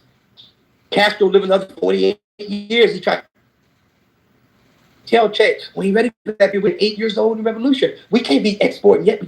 Couldn't hear it. Malcolm was told repeatedly, don't come back to America. Came anyway. Dead in 6 months. You have to, if you want a baby and she's pregnant and you want the baby in 3 months, you're going to a funeral. You have to let it grow. You got to let it evolve in her belly. And then when the time comes, boom. But if you insist that the baby come in 3 months, you're going to a funeral. Malcolm was moving too fast. He was warned to stop talking about Elijah Muhammad in public. What good come from it? Wouldn't listen. I'm not blaming him for his own death. I am saying one of the wisest leaders we ever produced, not the greatest, but was Nelson Mandela. He died at 95. It wasn't accidental. Who? Nelson who? Nelson Mandela. Hey, man, get the fuck out of here, yo. I ain't even from New York. B, word is bond, yo. You tripping, yo. You sound like a bozo right now, kid. Word is bond, yo. Let me ask you a question. Have you read his autobiography? Yes or no? I don't need no speech. You either read it or you don't. No, I'm not finna give you no run around and tiptoe around. No, I haven't read the shit. I have no reason to have a conversation with you. I'll leave it at that, man. If you ain't even read the book that the man wrote, so Malcolm, I'll go. Hey, Malcolm, I got a question. I'm just gonna move around it. If he would have said Winnie Mandela, I would have been with him. Winnie Mandela. Why do the South Africans not? I hear a lot of South Africans, they don't like dude. What happened? That man was a lot of part of the reason apartheid happened, man. He was an enabler. He was a goddamn enabler, man. Okay, I ain't gonna argue with you, man. You haven't read this book, so I have no reason to talk to you about this matter. We go to something you might know about. Rap music. You got me on rap music. You teach me. I'm not gonna have a discussion with people who only talk to what made him so great? YouTube, hearsay. I don't listen to rap music and social media and Google it. I ain't doing that guy. What made Nelson Mandela so great? Well, let me ask you this question. So you think they arrested him and put him in jail 30 years for what reason? What reason do you think they made that decision? He was a revolutionary then. I mean, he was compromised. To remix his ass and put him back out there. All right, you answered the question. I asked the question, you answered it. I'll leave it at that. Okay. You still ain't told us why he was one of our best leaders we ever had in the black community. I still want you to elaborate on it. First of all, I didn't say he was one of the best. I said he wasn't the greatest. I said he's one of the wisest. And he was one of the wisest because he listened to counsel. You can't lead if you can't listen. Because leadership is not just what you know. It's recognizing what you don't know and being willing to follow in line. And when you can't do that, fall in line. I got you. If you can't listen to those he listened to the Jews. He died at 95. He fell in line, all right. Yeah, he turned. He went from a revolutionary to yes sir, man. Whatever y'all want me. When I know that I'm speaking to people who didn't get their information from YouTube, hearsay, and Google, then we'll talk. But in the meantime, I can't battle those forces and got sense enough to know it. You said YouTube. Got sense enough to know it. It's a reason why he lived to be 90-something and Malcolm didn't. Oh, if Malcolm would have had the mindset of Nelson Mandela, they were going to get him regardless. And they were going to kill Malcolm regardless for one simple reason. Malcolm, more than any single person in the history of the United States, understood, which I can clearly tell y'all don't, you and those cats over the sea are the same people, politically. And he was working to make sure you figure that out. That's why they killed Patrice Lumumba. It wasn't accidental Lumumba was the first one they killed. Because Lumumba, unlike Malcolm, was going to be able to control not just the nation, but the Congo strategically is the most important country on Africa. And any African who's worth their salt will tell you, yeah, if you get the Congo, you pretty much got 50% of the country. Lumumba was prime minister of the Congo. He was the first one. Lumumba was killed in 4 months. September, he's prime minister. January, man. Anybody that was a threat to white supremacy was killed. Anybody that no, that's not true. It's not true. Huey Newton wasn't killed, for example. So before Huey turned to the drugs, that was later. Doing drugs. He started. That was later. Angela Davis is still. No, Angela Davis is still. Angela Davis ain't no goddamn threat to white supremacy.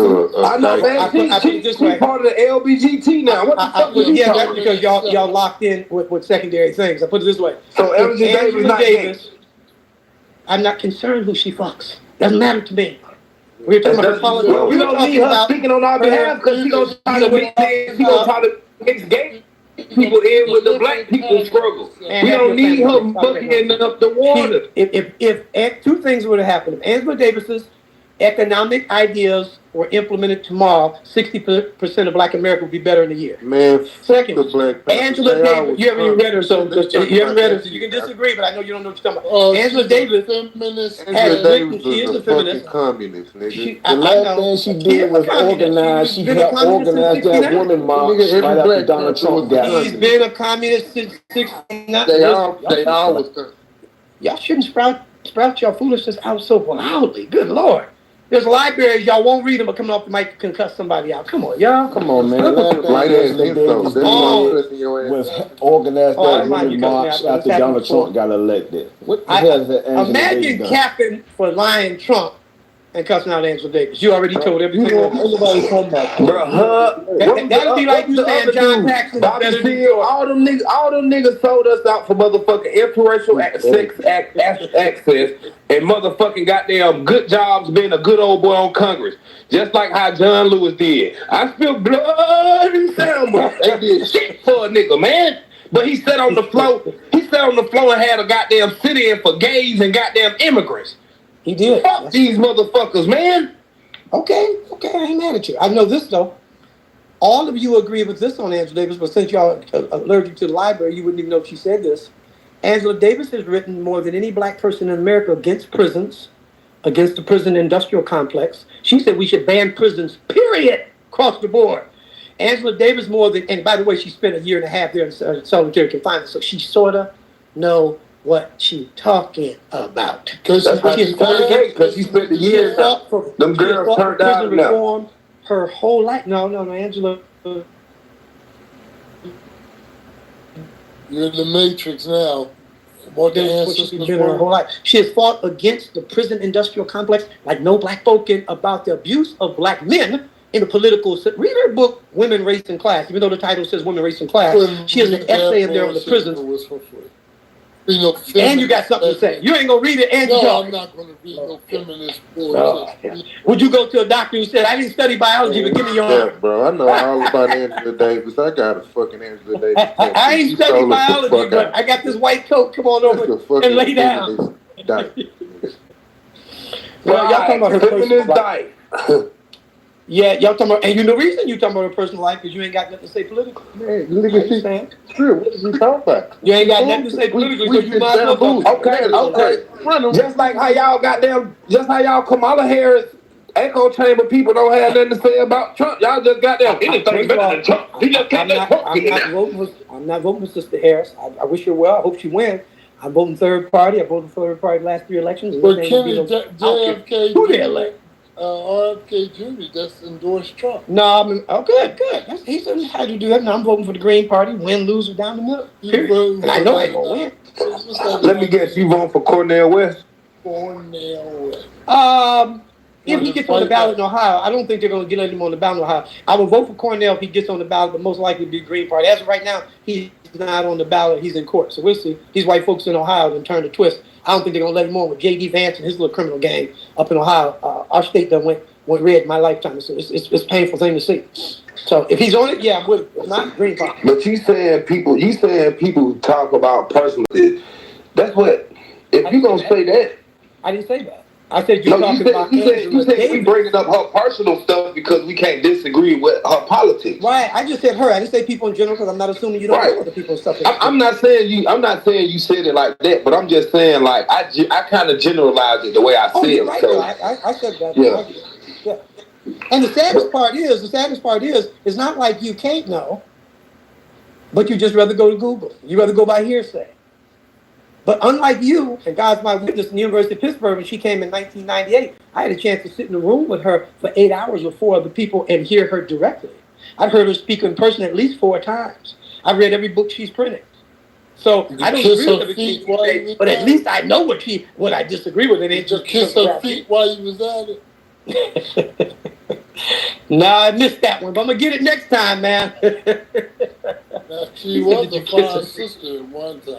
She's a good sister, and I love her dearly. I appreciate it. Feminist, dyke, communist. Well, she went to jail for her beliefs, and I didn't, so I got respect. Yeah, that shit was cap. Nigga, they fooled us. That shit was staged. You really expect someone to take you serious saying stuff like that in public? It is what it is, bro. You are supposed to go. And you wonder why you still flipping that bullshit. Fuck the Black Panthers, nigga. Say, yeah, they might near the end, they you know what I mean? Near the end of the Black Panther shit, you know, it wasn't where it's supposed to be. Let me come back to you. They fell off. They were destroyed. You know the government and the powers that be did what they did, but any nigga trying to overthrow the government is a fucking communist. Flat out. Nah, I don't agree with that, brother. You tripping. You said forget the Panthers. You wildin', brother. I do some more research, just like this nigga Malcolm saying. I know what I read and I know what I seen. These niggas is fraud.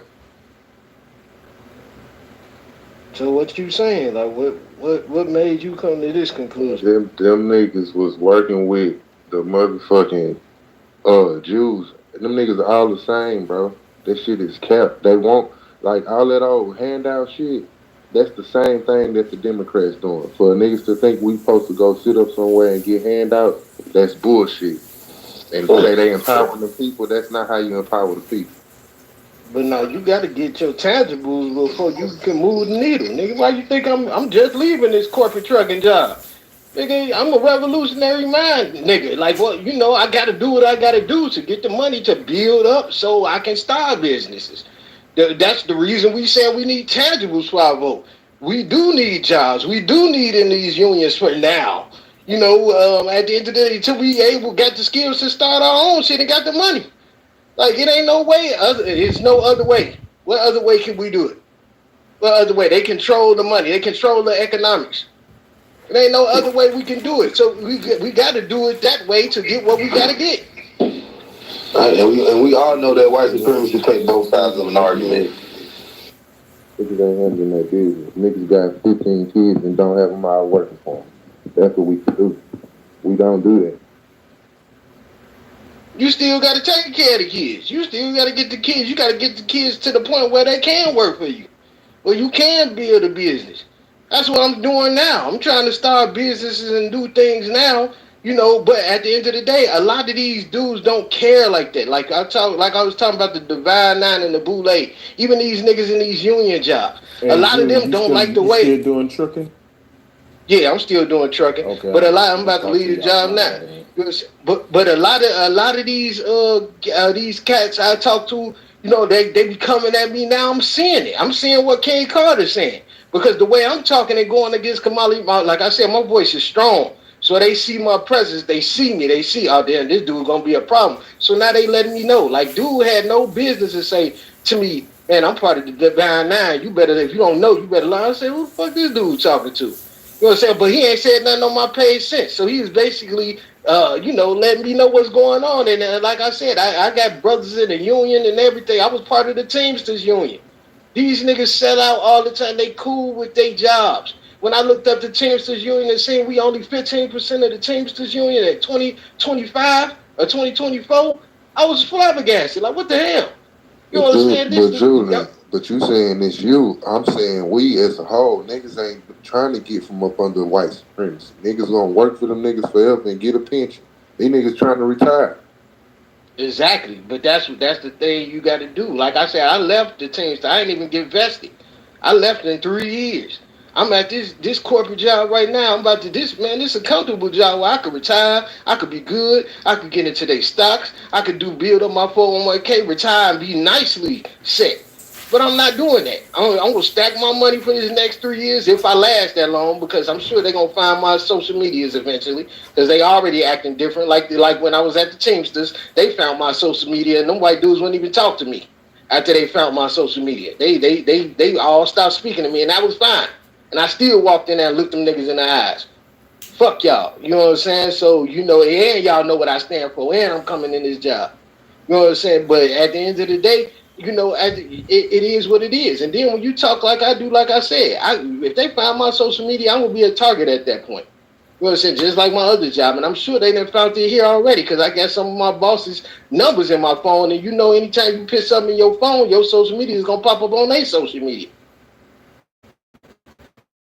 So, you know what I'm saying? So, and a lot of these dudes that's comfortable don't get these pensions that's been working these jobs. They done sold out our community a long time ago. You know what I'm saying? And ain't nothing wrong with you working in the job if you're going to get another brother in this job. It ain't nothing wrong. If you working in that union, I always believe build for yourself. But if you in a union and you've been there 20 years, and then my union steward, like I said, I got into it with my union steward. He's over the whole union in Chicago from Indiana. He over all that. You know what I'm saying? And this dude told me his father had the biggest trucking company back in the 70s. The biggest trucking company in the Midwest. He told me himself the Teamsters Union shut him out. Shut him and his father out. Wasn't giving them no contracts, no businesses. They had to close down. Now he the top union steward over at the Teamsters Union of the Chicago area. And this motherfucker, when I told him I'm leaving because I'm thinking about starting my own business, this nigga got a whole attitude. This nigga started acting different. I almost looked like he wanted to fight, but if he would have did that, it would have went down. You know what I'm saying? But he was like, I didn't tell you that. I said, brother, you sat there and told me the Teamsters Union shut your father's business down. Now you didn't say that? No, I said we just couldn't get the contracts in. You know what I'm saying? These niggas are sellouts, bro. That's exactly what they do. They sellouts. They don't give a fuck as long as they get theirs and they gonna take care of their family. And I don't understand it, but dude, this is a dangerous game. Like at the end of the day, it's dangerous. Like they gonna make sure you don't get none of this shit. These jobs and these unions and all this construction out here, it's all ran by these unions and other. This is big business. This is gangster business. When you start talking about tangibles, that's why the Democrats don't want to talk about that, because they lose so much. And then these white folks get in the uproar where you damn they gotta fight them to get these positions just to build your own community. Because for one, they don't never want you to get to that point where you do get the financial back and where you can say, yeah, I'm gonna start this trucking company and I will become competition.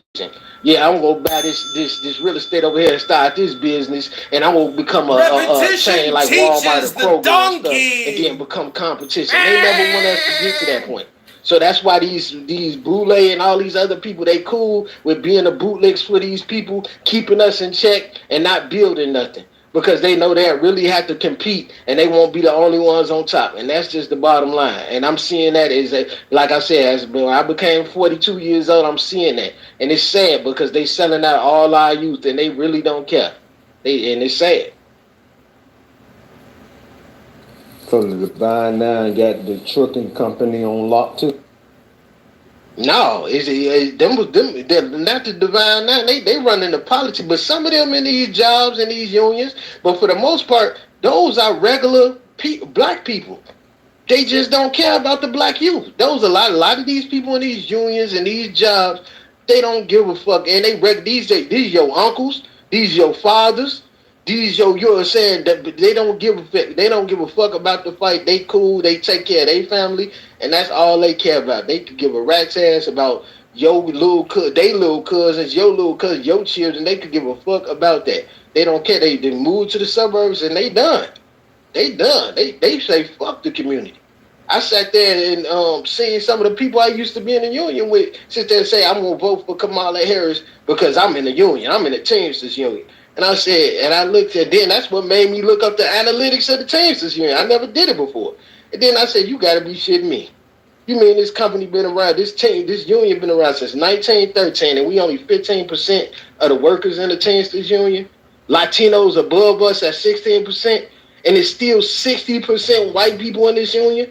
And you know how much the Teamsters Union run everything, from waste management to the trucking industry. That's UPS, that's ABF, that's all the top trucking companies. They are the union over. You know what I'm saying? All the top trucking companies, except for a couple, they are the union. You know what I'm saying? From these construction sites, they the biggest union in the country. So for us, and these are 100,000 plus jobs. You know what I'm saying? So these people, this shit is very powerful, and a lot of them not gonna rock the boat. Like I said, the dude that's over in the Chicagoland area, that's over like India, 3 states, dude black. And you know what I'm saying? They don't talk about, they got a whole, and they part of the book, because they got a whole black union division for the black union members of the Teamsters Union. And when I asked him about that, I asked him, like, yeah, I'm going to come to that. He just looked at me like, yeah, that's probably they boule class. Now that I think about it, I didn't never go to one of those black conventions for the black Teamsters Union people. You know what I'm saying? But I think he said you got to be invited. So yeah, that's another probably secret society that I don't know about. But I never made it that far. But they sell us out all the damn time, and then they don't care. Like, and that's, like I said, that's people that ain't part of the boule. A lot of these black people get these good jobs, and they could give a damn about the rest of the community. And unfortunately, it's sad because a lot of our people look what our people doing. They vote. They want to vote on their demise and vote for the Democrats. You know what I'm saying? At least if Trump, like, I can't vote for Trump unless he put the platinum plan back on the table. If he say the platinum plan back in effect, he'll get my vote. If Kamala Harris said something, she had real ties with the black community, she'll get my vote.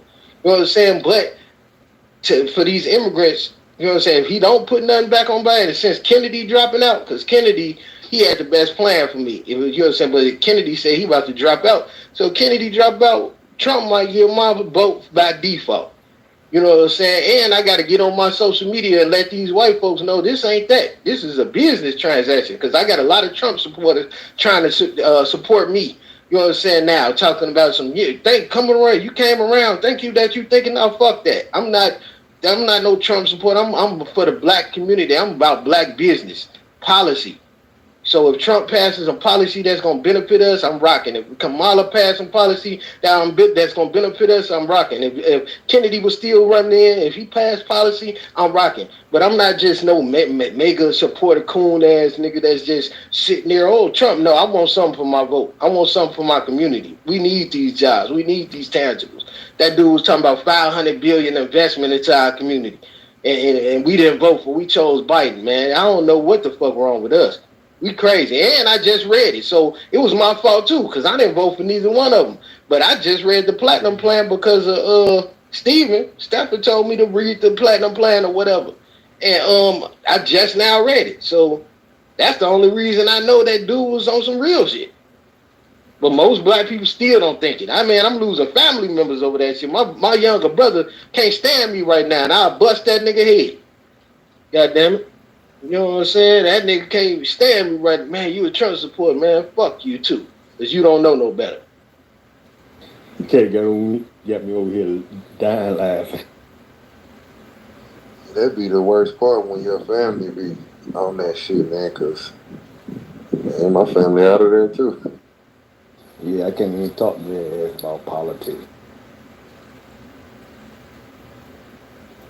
Yeah, Vance just came out with some information on his support. He went to Chicago, or some people from Chicago in the barbershop were addressing some issues. Let me play this clip real quick for the room, if I may. See if I can get this going. Hold on. Harris opened it up. Hold on. Here we go. Back to his leadership, we'll have a secure southern border, and the American people are smart enough to see that. This is J.D. Baker. I had the opportunity to go here in Chicago, talk with some voters. I made it very clear that I feel like black males are primed for the Republicans to take. But this is what they told me about the issues facing the country. Watch.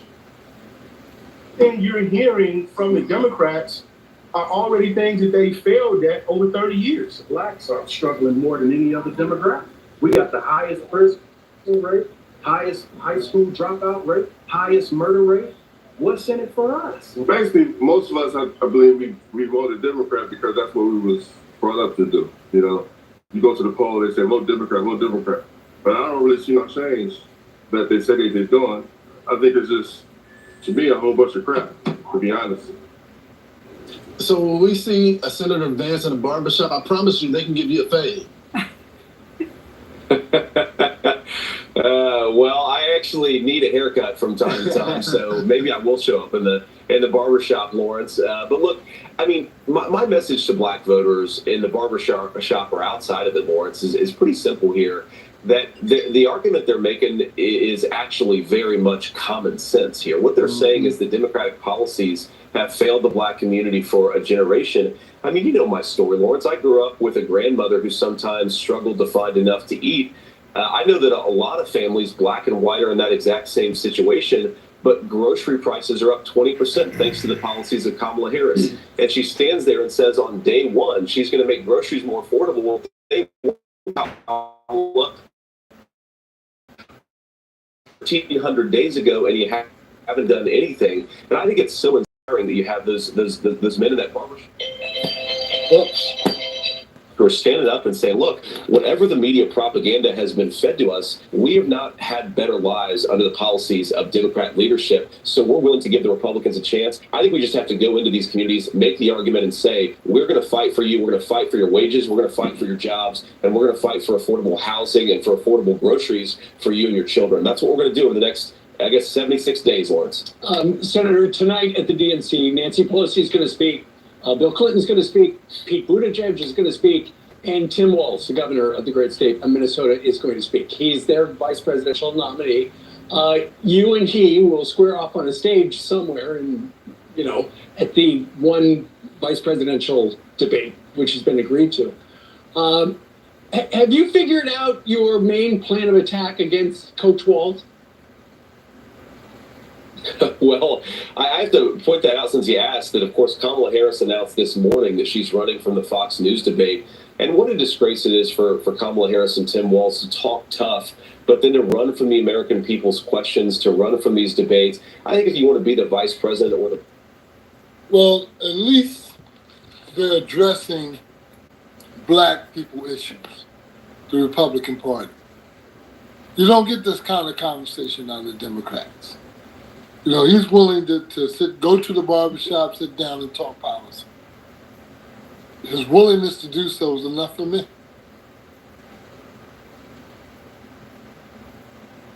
Yeah, she ain't never done that, and ain't gonna do that.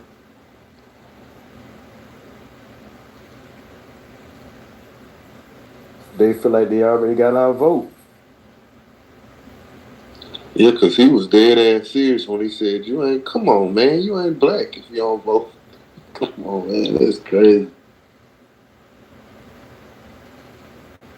Hey, Julian, the dude you were talking about who father company got shut down by the union, he worked for the union now? Yeah, he the union steward over the whole Midwest area. The entire Midwest area. He like the top dude of the union.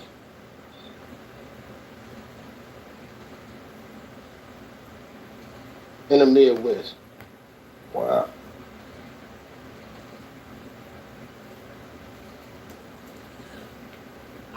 But that's how they do, divide and conquer. They buy you out, sell you. Well, no, because he represent other people in different trucking jobs in the union as well. So yeah, he's the top dude over the Midwest.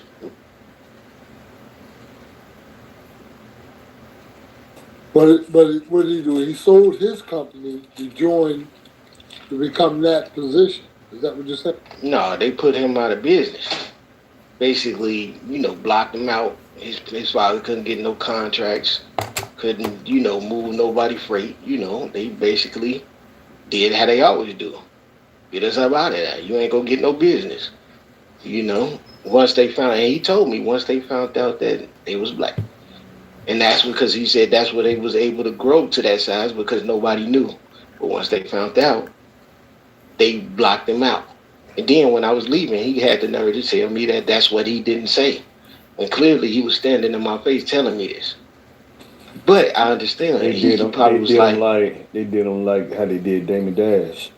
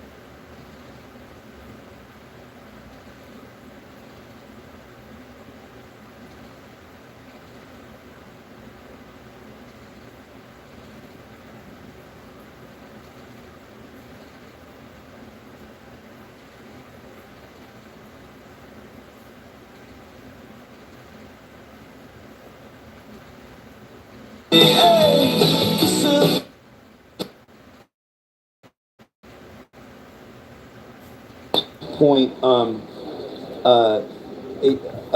California, if there's a lot of outdoor places that are almost like just publicly available. People don't typically get territorial about these things. Anyways, he gave me such a hard time. Or no, he left, and so I just moved to a table actually out of sight, thinking I was smarter than him, but he actually came out about 15 minutes later and then proceeded to harass me more. And I said, I don't know what law you're breaking, but I'll find something.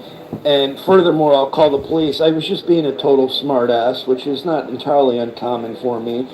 And then he kind of was doubling down, which was my surprise. I thought no one would want to put up with an asshole like me, so he did. And then he actually called security. Security comes up, and the guy really didn't have much to offer. In fact, I have pictures. I should have gotten this on video, but I didn't think that far ahead. And I tell people, never cry wolf and make something serious out of or weaponize an opportunity. But I said to him, kind of to make a point, knowing that he really didn't know what the hell I was talking about, nor did the security guard. I said, well, is this because I'm Jewish? Is this an anti-Semitic? Is this anti-Semitic in nature? Are you discriminating against me because I'm Jewish? And I wanted to kind of see how he would respond to that. And if it went very far, I would clear it up very quickly that, I didn't see it that way. But I was trying to make a point, and he had no idea what I was talking about. Absolutely no idea what I was talking about. And so I just wanted to kind of point to the fact that, one, some people don't even know what it is.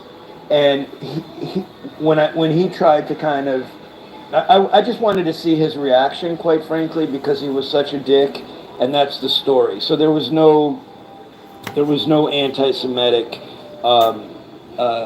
confrontation, but I wanted to draw people into the room to have this conversation because the security guard, most people don't even know what to do with it, which is also disconcerting because if you're security, you should be aware of these current event kind of issues facing people. They have no idea. So anyways, that was the story.